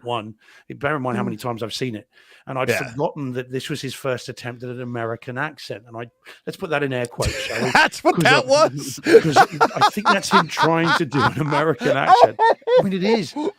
Because of course he's dropping all he's saying everything with an American way. He doesn't say can't, he says can't, and he's just got this weird, very odd accent in it. And why is he talking out the side of his mouth like he's Popeye? So Throughout here's the how whole I film. rectified that. He just talked over him. It was like his accent was the equivalent to Al Gore being president. Yes. We're in a different universe. That's just it. That's all. It's a multiverse movie. It's literally, and what's funny is when I saw it a couple weeks, I'd seen it years ago as well, right? And it was like, that was back in the heyday, and you're like, oh, okay. Like I told you before, like Jet Li from Lethal Weapon. I'm like, I wanted to see his movies. And you're just like, and it was good back then, but I honestly had forgotten multiverse stuff until it did. Okay. This didn't even ring a bell when we started getting talk of multiverse coming up in Marvel and DC and all of this. Nothing. And it's probably because, your brain is smart and it tries to take traumatic events and Blocks it push them out. to the back. Oh, So I was just like, oh, okay. But then you watch this, and I think a lot of people did too, because somebody on Twitter was like, yeah, I seem to remember there was a multiverse vibe to it. I'm like, vibe? It's like, that's what it's about. And I think I actually think there's a good story in there if it was executed better. Home theater wise, I thought it was fun. I mean, the opening scene, the imagery looks 3D on disc or on I have it on Kaleidoscape, which I got to imagine it's both. Is mine in 4K? Can it says HD? No, it says HD on that picture there. In the Yeah, corner. I'm not sure that's right. I'll have to double check that. Okay, I 4K might have put. HDR on. Yeah, I'm not sure. I don't think this got 4K HDR. yeah. Mine was this is a Blu-ray. I mean, there's no. Yeah. But I think mine is also Dolby True HD, and it's the True this compared to, and I did go back and compare it to the stream, and the stream, you're right, is dreadful. It is awful when you look at it, especially audio wise. It is flat, and it's ugh. So definitely disc, Kaleidoscape, whatever. But if you're gonna have some fun, leave your brain in the door and your American accent or whatever you're gonna do. But yeah. John, have you seen it? Have you seen it, John? I don't think so. Oh, So do we recommend it then, Deej? Do we recommend it for John? Well, I'd I mean, have he's to down a buy rabbit it, right? hole. Because I'm not going to stream it. So. Don't stream this. Don't stream it. don't do that. stream it, and I don't know. I can't say it's like I just Hurricane bought Raging Heist. Fire, by the way. So. Yeah. Oh, legend. I don't know. But I did, all right, I did get that graphic wrong. It's only in 1080 because I only have two scenes, and the last one is at 1 hour, 10 minutes, and 50 seconds. Sparks are flying, and my first note was I would have sworn that was in HDR. It looks that great. good. It looks amazing. So it crisp. does. Sparks it looks awesome. It does look really good, but it isn't in 4K on Kaleidoscape. It is only 1080p. So I'm sorry I got that graphic wrong. The video is decent, and actually there are no speckles. There's no print speckles. I think it was shot digitally anyway, and it does look really nice. And there is lots of detail. I like the kind of Terminator 2-esque kind of, and this is the only time this will ever be compared to Terminator 2. But I like the Terminator 2-esque kind of the very cool blue nighttime effects at the beginning where you get the red of the cop cars of the lights, and you get the brightness of their headlights, but then the cool blue of everything around it, which serves it quite well. Audio wise, it is nice right from the beginning. I think it's decent, and I like how when they first go back to whatever the universe is they're normally in, you get that nice kind of upward funnel effect that goes up through the helicopter blades, and that went right to the top of my room. I felt the whoosh of the sound as it went up, so that was a nice little effect. And yeah, it was good. As I said, Statham, every time he's on the screen, you're just thinking, whoa, this is a Razzie level performance that just kind of I had blocked out. I didn't when you said Statham was in it way back when, you can go back and listen, and I'm like, was he in? Are you sure he was? I didn't remember he was in it. Yeah. For good reason. And then, but as again, I said, but your all the other brain's stuff protecting really you. it really is. And yet, bear in mind how many times I've seen it. I know. So yeah, it is an extreme guilty pleasure, as I think I put on Twitter. But I don't know. Do we recommend it to John?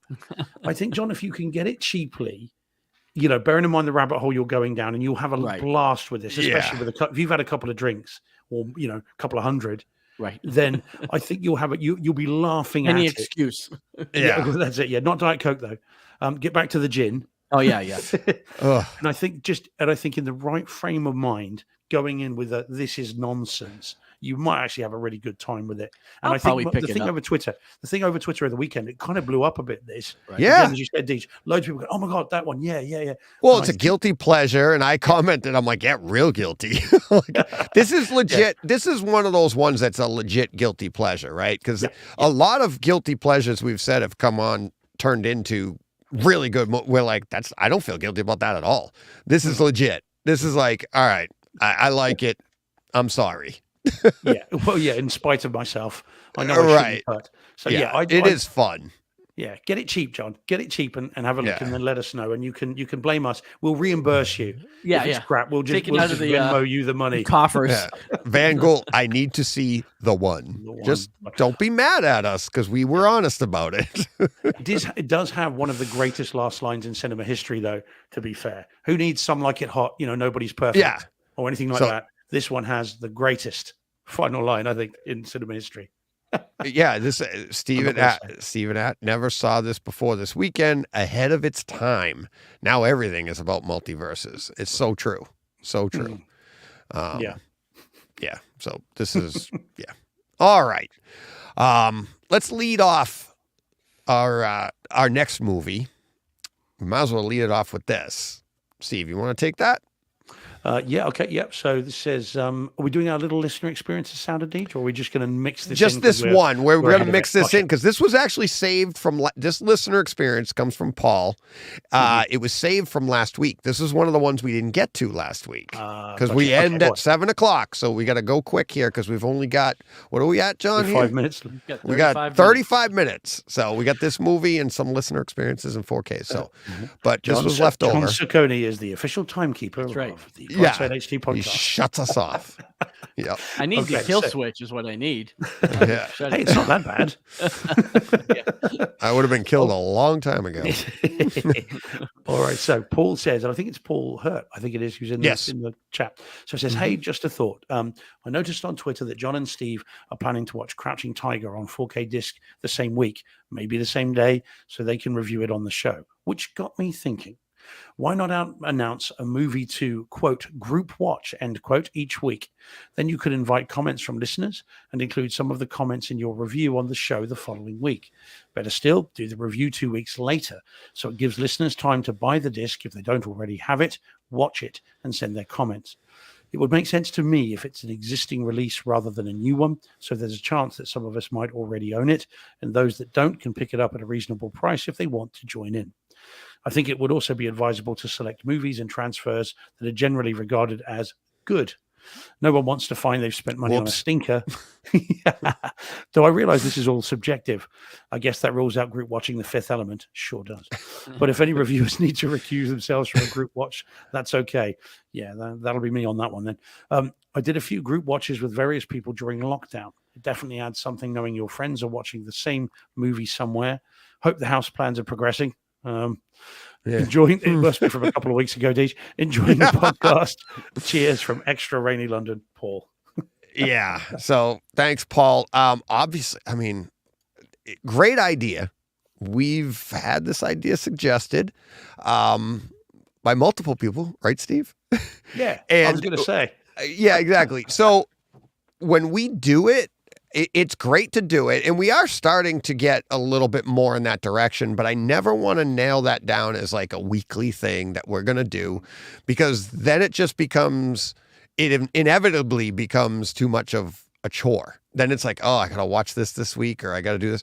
I like when it happens we see each other's stuff, right? So we see the notes, and I had Crouching Tiger. They were already talking about, I'm like, bang. All right. That's easy to do. So we're doing that right now. But yeah, we are trying to, because of this new format, we'll be able to spend more time on this and take in more comments and everything from everybody. So hopefully it'll work out, and I'll be putting everything on Twitter. I'm going to try to do that more and more like I did this week, so people see what we're going to be talking about today. I don't know why, some reason I had an idea that it was better to be a surprise, but I guess not. It's better when it is. I agree. It's better when it's more organic, isn't it? It just grows naturally out of kind of what we're watching. And we are, to be fair, all three of us. I've been doing it for ages because I'm like that. And I just like the attention on Twitter. But the three of us are now starting to do a kind of now watching, now showing. One of us has copied my Cinema George idea, John. But sorry, did I say that out loud? No, he But that's didn't. okay. His was so his Cody. he Well, I went changed backwards. it. Yeah, I went And backwards. and to be There fair, was I'm the Cinema one John, that's and I was like, definitely changed that. I'm the one that told him. I'm like, come on, you got the CC right there. And what do? You go to the movies to I know. see the movie. see the movie. But yeah, so we are getting good about now. Imitation is watching. the best form of flattery, Yeah, Steve. well, there you Yeah. go. I like Steve it. George. Oscar Wilde. Like I said Good last stuff. week, a good artist borrows, a great artist steals. Right. Yeah, There and you like go. I said last week, do not use that in court, but because it won't work. So yeah. Oh, so, John, I think he's going to sue you now. I think so. I think That was a just- threat. he just laid down the habeas corpus on me. Yeah, you might want to call Ed Oh, I Sheeran. hate that. Where's the wig, Steve? Yeah, just because I need it doesn't mean I wear it. All right. Ed let's Sheeran need him on the podcast, John. Get a few tips. But yeah, That's we are getting great. good though at putting now watching on Twitter. So and we're all good at watching each Look at other's this. feeds.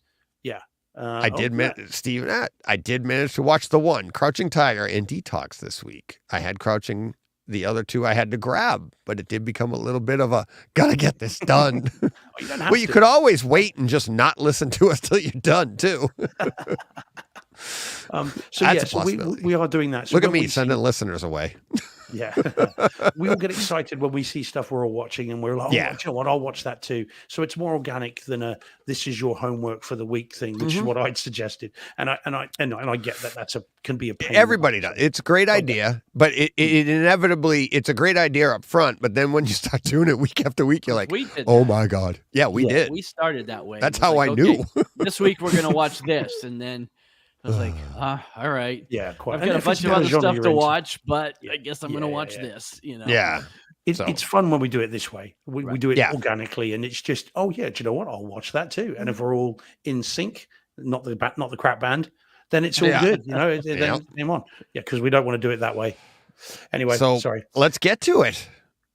All right. Ooh. We start with John's image and his two subwoofers down there. Mm. Yeah, and they are in place. They haven't danced away.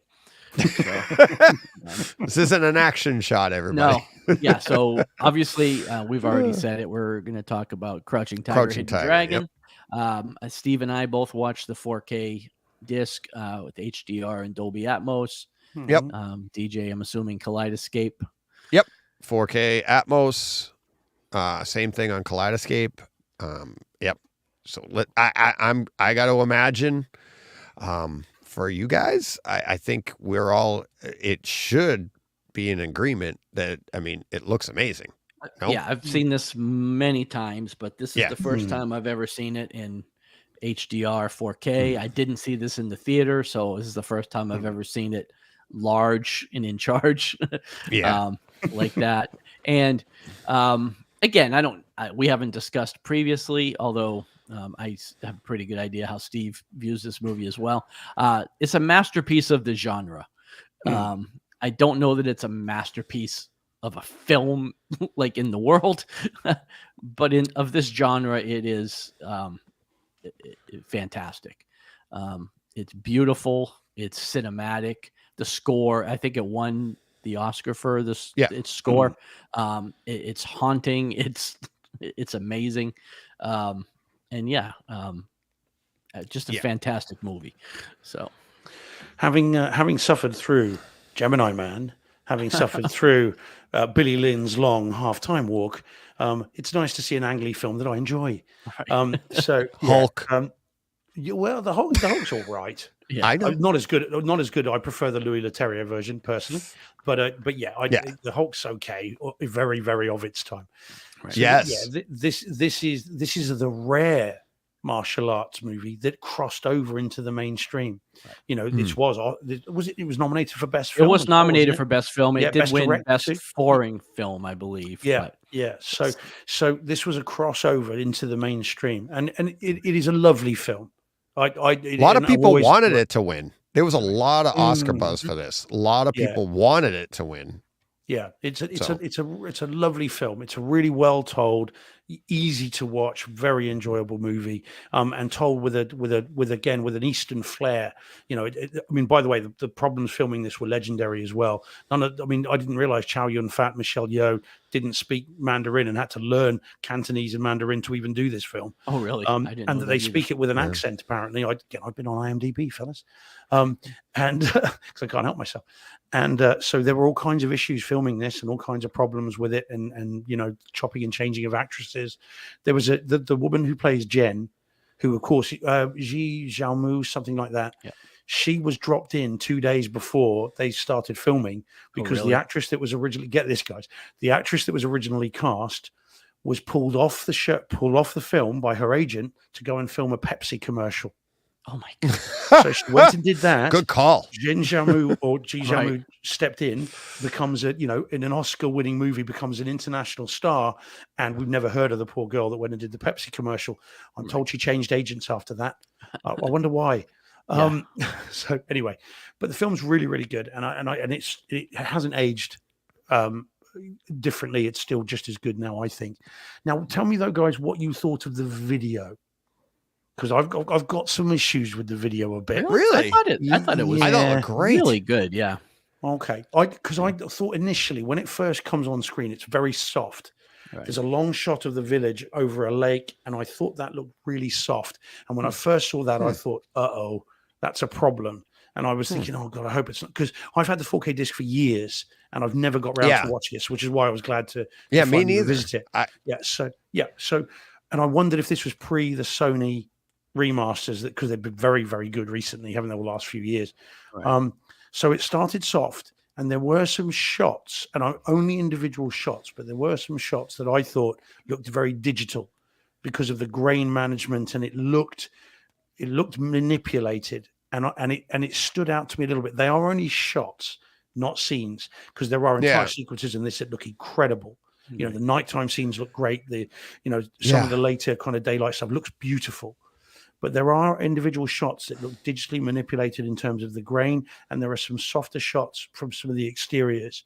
So I had some issues a little bit with the video, but not enough to say don't buy it, don't watch it. I mean, it's as good as it's ever looked, and then some. No, because this, of course, was a Superbit release, wasn't it? On DVD. Yes. Yep. So I remember. I think I have it. Yeah. I think I still have it. Yeah. It'd be interesting to compare it, actually, Deej. I'd be curious to see what putting them side by side would be. That wouldn't play well. And that's what I kept thinking through this. It's never looked this good. And to get to your HDR comment, I like have in my notes at 1 hour, 37 minutes, 30 seconds, I called it the tree fight. Right. Yeah. Right. I'm like, the HDR made that look like something I hadn't seen before. It was the depth in the trees, the highlights, not just the depth, but the shadows, I mean, between each leaf. But those leaves like that will typically have a really bright highlight on it, and it did. And it was just very rich, very detailed. And and of course everything's moving. That to me was like, I was like, maybe you're right about a particular shot or something like that. I don't, but I thought overall, artistically, I thought this movie really was enhanced by the 4K and the HDR over everything we'd seen before. The details and stuff, like I had at 9 minutes and 15 seconds, they're pulling the sword out of the scabbard. I took the notes for the sound, which I thought was absolutely amazing. That high pitch went, excuse me. Yeah. Like, but the way it rang out in your room, I thought was, but even the detail, looking at that sword, looking at the scabbard, looking at everything. And then even their skin tones, characters wearing masks and over their faces, but then you're seeing. What I think is fun is, like, especially when, it's a female character wearing the mask, but you can still see the fairer skin compared to if it was a guy wearing the mask. You could see, and I think, 4K, HDR, all the detail that gets pulled out, you can really see that. And then their eyes, the detail there. But I just thought there was so much to take in above and beyond what we've already taken in seeing it before. I thought the nighttime stuff looked lovely. The shadows and the black levels look really, really nice. I mean, almost better than some of the daytime stuff. I mean, it looked really good. But if for an extended sequence, all the stuff in the desert looked really nice. I thought that was really three-dimensional and looked really, really good. And this is why I feel bad nitpicking on shots. Yeah. Because all of that looked great. The cave that they're in looks really good as well. There's all the different colors and gradations on the walls, and all that kind of stuff. So yeah, I mean, the video is very, very good, just not quite reference based on some of the other Sony stuff I've seen. But the audio is great, as you say. I mean, I love the first fight when you get that drum beat. You talked earlier, John, about the drums in House of Flying Daggers. Right. There's that sequence here, which, it's boom, boom, boom, boom, boom, boom, boom as they're fighting, and that just gives so much kind of heft to it. It's really, really, and it's exciting. It drags you into it. And again, it's a dance, and so that kind of that rhythm, that beat is really, really nice. Yeah, 16 minutes when the stealing the sword thing and the fight sound, the drums, but you also had the lanterns against the blue sky, the nighttime blue, right? It's just that war. I mean, it's just, that's why I get so infatuated with stuff like that, that I I'm Brightside. Sorry. That's why I'll miss that, like that, a couple of softer scenes or something that's like, oh, what happened there? It's a great disc and well worth buying. I mean, again, I'm looking at the time here. I know John. Yeah, I was going to say, it's very, very cool. Yeah, it's very good. Well, you know what? I'm sure we're going to do some more martial arts movie. Maybe we'll couch the Wire talk, because I have my thoughts on that. We'll couch that for the next martial arts movie. I'll have at least one more next week. So yeah. Raging Fire, fellas, if you get a chance. I don't know if I'll have it in time, but I did just buy it. I'm looking for an excuse to rewatch it. So that's perfect then for me to do it. I had to eBay it. I didn't do Amazon, so it might take a few days. Okay. Oh, well, no worries. That's okay. All right. Well, yeah, I'm already looking at next week's stuff. Yeah. By the way, just very super quick, can I just ask you guys, have either of you heard of or seen the film Brotherhood of the Wolf? I have not. I've heard of it. Could you wait a minute? Sorry. Wrong one.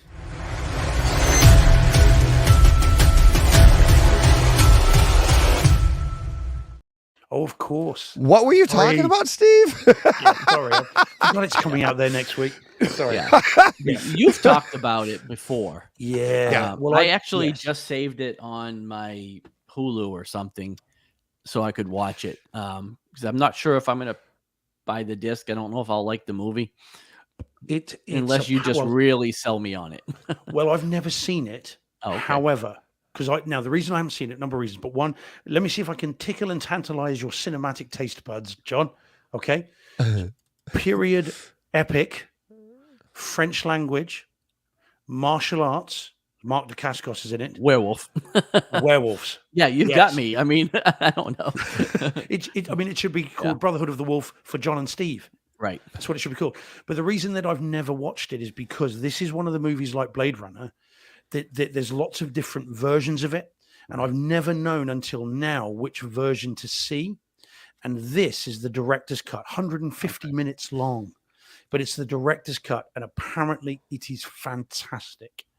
And lots of people that I know and that I trust and that I've spoken to say this film is a classic. It's got a huge following. I know. Yeah, it has. Yeah. So I can't wait to see this for next week. You guys, of course, will have to wait because it's not out till next Tuesday, isn't it? There, yeah. Right? Yeah. So I'll watch it this week and I'll hold it perhaps for the week after because if you guys, I was going to say, hold off. I have it on Kaleidoscape. I've had it for a long time because. Wow. Yeah, not in 4K. Not in 4K. It's not. Okay. I believe it's the director. I believe it's the same cut that you're talking about. Okay, well, I believe so, yeah. We've got to see the same cut. Yeah. Rob H is a huge fan of this movie, and we talked about it a long time ago when he was on the show, and he wants to review it with me. So next time he's on, that's what we're gonna do. I actually was talking to him the other day, and I'm like, "Did you see it's coming in 4K?" And he's like, "Yeah, he had, and he's not sure he's going to be able to get it." But it's an original cinematic 4K remaster. They've gone back to the original negative, so it's excuse me. one of the guys who follows us all, I think, on Twitter, guy called he's a French chap who does YouTube videos, and this film, of course, it's a French movie. Yeah. But he says that the YouTube stuff on this is an absolutely beautiful transfer, audio and video. Cool. I'm told it's in Atmos as well. So Yeah. I can't wait for this. This is my first film to see as soon as I've got a free night this week. I'm actually hoping we get this on Kaleidoscape. That's kind of what I'm hoping. I'm like, because it is by the studio, right? Studio Canal. It is over here. So I don't know Okay. whether they're doing them over there. I hope so. Yeah, I mean it's a huge release, hopefully. So I That would be can't wait nice. to watch this. And so John, Cool. got to see it. Guess I'm gonna have to buy it. Yep. All right. Let's Talk me pop into through it. a few of these and maybe we can get some listener experiences. But also coming next week, May 23rd, along with Brotherhood of the Wolf, we have I don't know, did we say Brotherhood of the Wolf before, or did we just start raving did, about yeah, it? no, I think we just, did. yeah, I Okay. think we did. All right. For anybody listening to the audio only, they're like, what the hell are they talking about? Yeah. So Shazam, Fury of the Gods comes out in 3 different box covers. You have 200th anniversary edition versions. And then there's also an Icon edition version. They're all really nice. Cinema George version. Yeah, there you go. Cinema George version. Looks like an old floppy drive cover. I do like the center image though, Don't talk about me and Yes. floppy things, please, Deej, honestly. especially in Cinema George. Yeah, well, quite. Yeah, if I get excited, that's definitely not the case. Family show, people. Families. Hey, look, it's 1:45 here. I can Yeah. get away with anything. Yeah, exactly. Oh boy. Oh man, I got to get my sounders ready.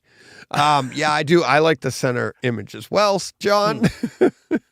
I still haven't seen this. Oh, there you go. It's a Yeah, lot I'm of looking fun. forward to it. Yeah, Fun. I'll pick it Yeah, up. I loved it. Yep. Great in 4K HDR. Looks really, really good on this. Also next week from Also really 2023.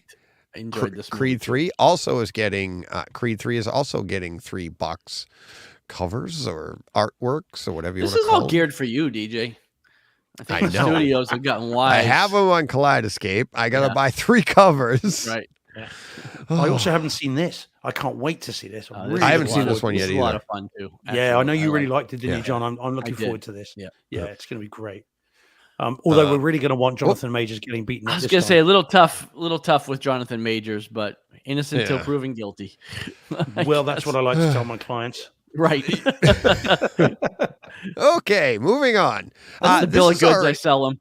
this is already out, right? Yeah. Yeah. The I don't know. Steelbook? Is It's not it a in the new? steelbook Steelbook? only though, Oh, okay. Okay. Yeah. Okay. because there I've you been go. trying to pick it up, and I'm not It's really nice. care It's about. a really steelbook, good so- transfer. Really Yeah. good transfer and audio as well. It's really Yeah. nice. And another one favorite from 2006. It's a good week This- next week, huh? I don't know how this is going to look because it was shot in HD. I don't know. I thought it was shot on a camcorder. It's like- It was well, yeah, but only a 1080i camcorder. Yeah. I mean, even if that. So Yeah. it's going to look pretty ropey in 4K. I would have thought. Maybe. Yeah. but it's a great film. It's a fun Yeah, film. it's though. fun. Yeah, Jen and I saw this together. We were like, when he has to, like, you know, you have that one scene out in public that you shouldn't be doing in public, but he has to keep his adrenaline up. And we were like, she goes, "They're actually going there?" I was like, "Yep." And so are we on the way home? No, Yeah. Okay. Want to hit a food cart? Should have done that while he's drinking. Why are you taking me to the food cart? Oh, all right. That's it for next week, May 23rd, not March 23rd. Really good week. Yeah, really good. We'll skip this week's tweaks of the week. Oh, well, do I have? Let me look. Let me. We've got 30 I minutes. Tweak away. all right.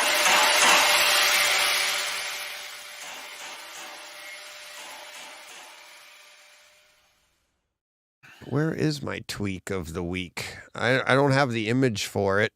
I thought I did, but I guess I didn't make it. Sorry, everybody. Just while you're having a double check, Deej, just in case anyone's watching wondering why I keep doing this, the windows are open and there are bugs coming in. Bugs. Oh, I did the same thing. bloody- Little gnats. Yeah. damn thing. Spears and Munsell. There we go. Got So it. I got my Spears and Munsell disc in over the weekend.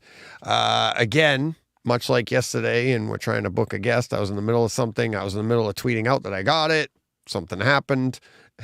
Took me away. It was like the next day I was like, I never hit send on that. Oh my God. So anyways, Spears and Munsell disc came in really good. When we're done with this podcast, highly recommend going over to AV Nirvana. Todd's got Spears and Munsell. They're going to be talking about the disc.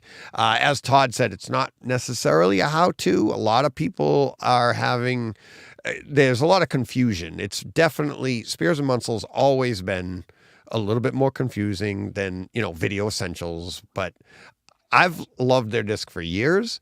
They are a little more confusing, but you're not going to break anything, right? Just go in, start messing with just remember what your setting was on.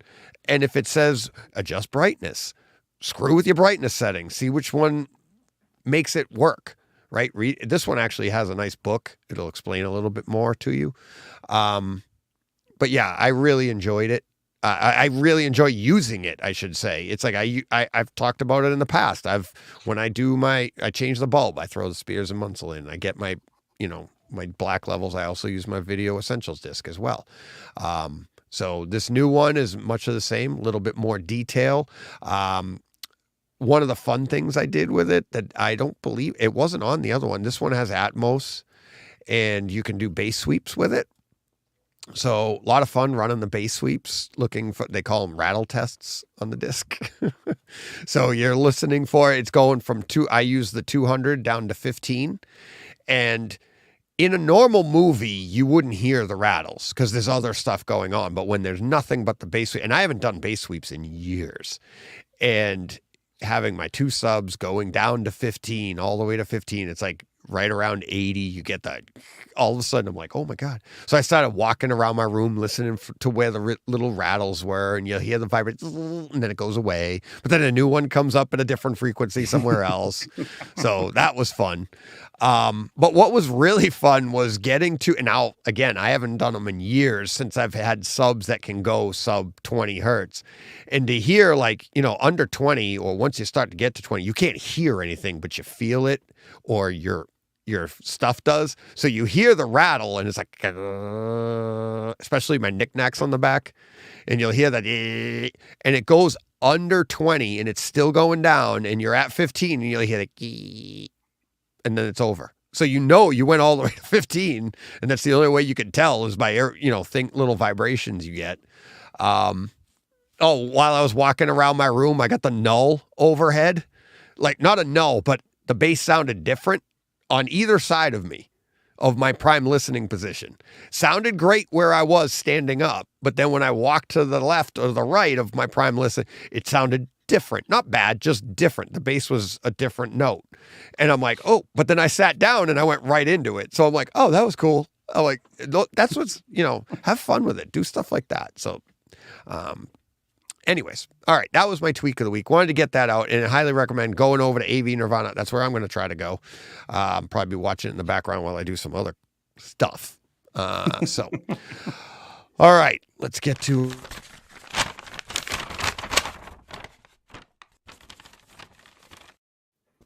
It's okay if I cut myself off, right? Right.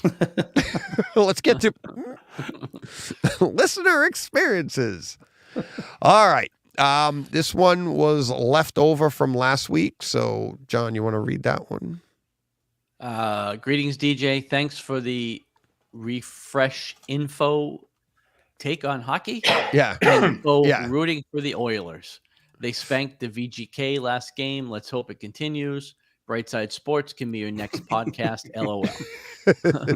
On the HT side, that was all Greek to me. I didn't understand any of that. So this is Julian. He's in Edmonton area. Yeah. He was an Edmonton fan. He is an Edmonton fan. I'm a Boston fan. Before they started, we had a little bet going. Both our teams have since been eliminated. His team just got eliminated the other night after he wrote this. So we're both bright-siding sports right now. Right. But, okay, go on. On the HT side of things, I recently picked up a Paradigm PS1000 V3 subwoofer for $200 from a friend from my music listening area. One of my bad habits is looking at reviews after picking up used gear, and they are usually negative or mixed, comparing to SVS, etc. I mean, it sounds good to me, and for $200, can't go wrong. It's older, but in mint shape. Like you have said, every ear, every room, every source has so much impact on what you hear or think about a speaker. My next upgrade is painting my room and starting room treatments, as I can't afford any significant equipment upgrades. I suffer EQ envy a lot and tend to look at my flaws more than just enjoying the content, especially with YouTubers and podcasts boasting about the latest multi-$1,000 buy.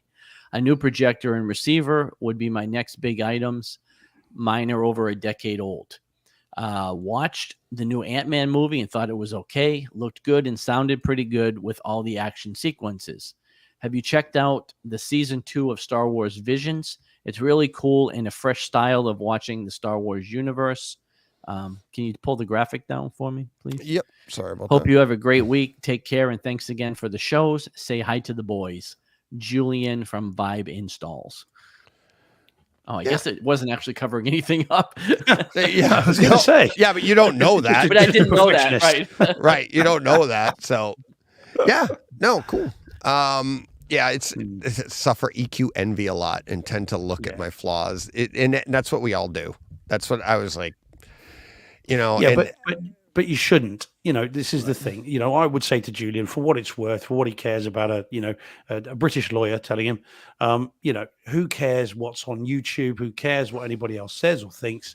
There's always someone's going to have something better, bigger, more expensive. Ignore it. Get what you can afford. Enjoy what you've got. And tell everyone else to. The Kiwis have a phrase for this that I cannot use on this family show, but just enjoy what you have, enjoy what you like, and forget everybody else. See, what I wouldn't say forget or ignore. Go ahead, John. I think you might have been saying the same thing. No, I was just going to say, honestly, I'm there too, because I really had some FOMO going on a couple of months ago, and it was all about you, really, DJ.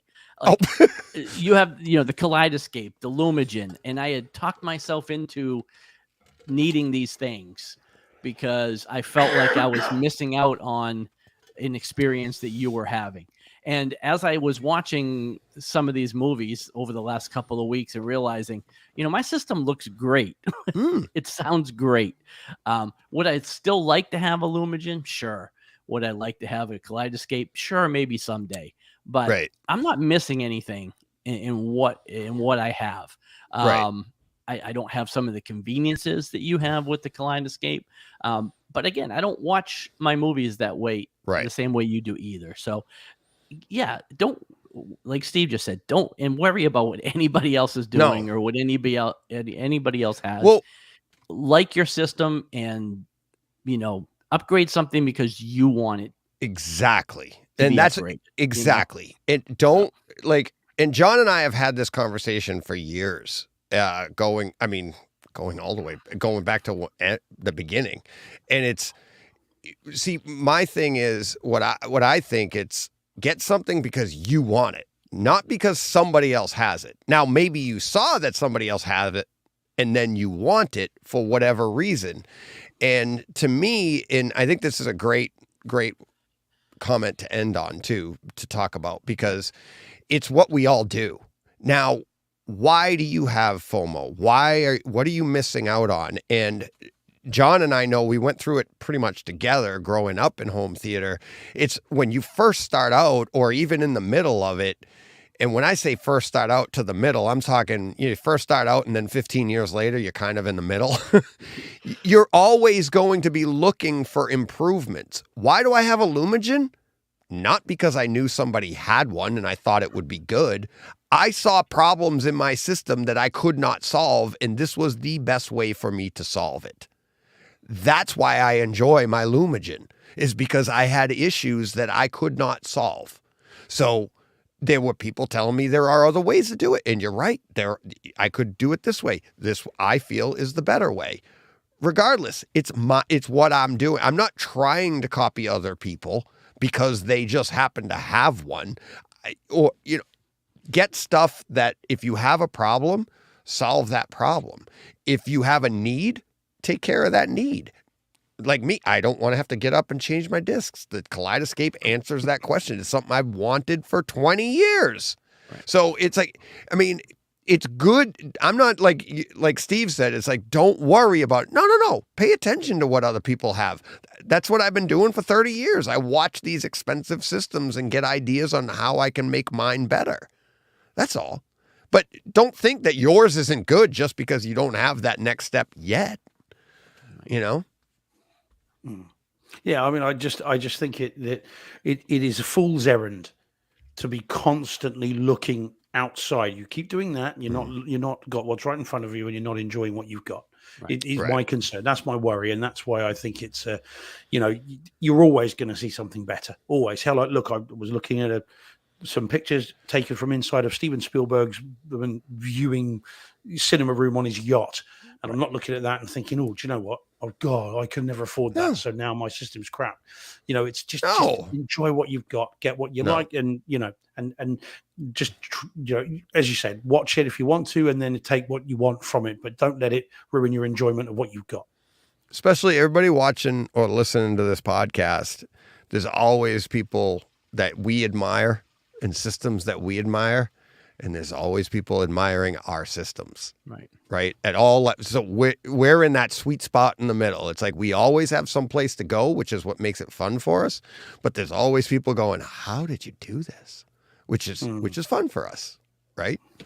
So I think that's a great way to wrap up. It's sort of kumbaya moment. We're all in this together. Kumbaya. Yeah, we really are. And it's like, I mean, and that's what's, to be fun about it and everything. It's like, and I if I can take a minute there, John, because we're going a little over here. We're 14 seconds over. I'm sorry.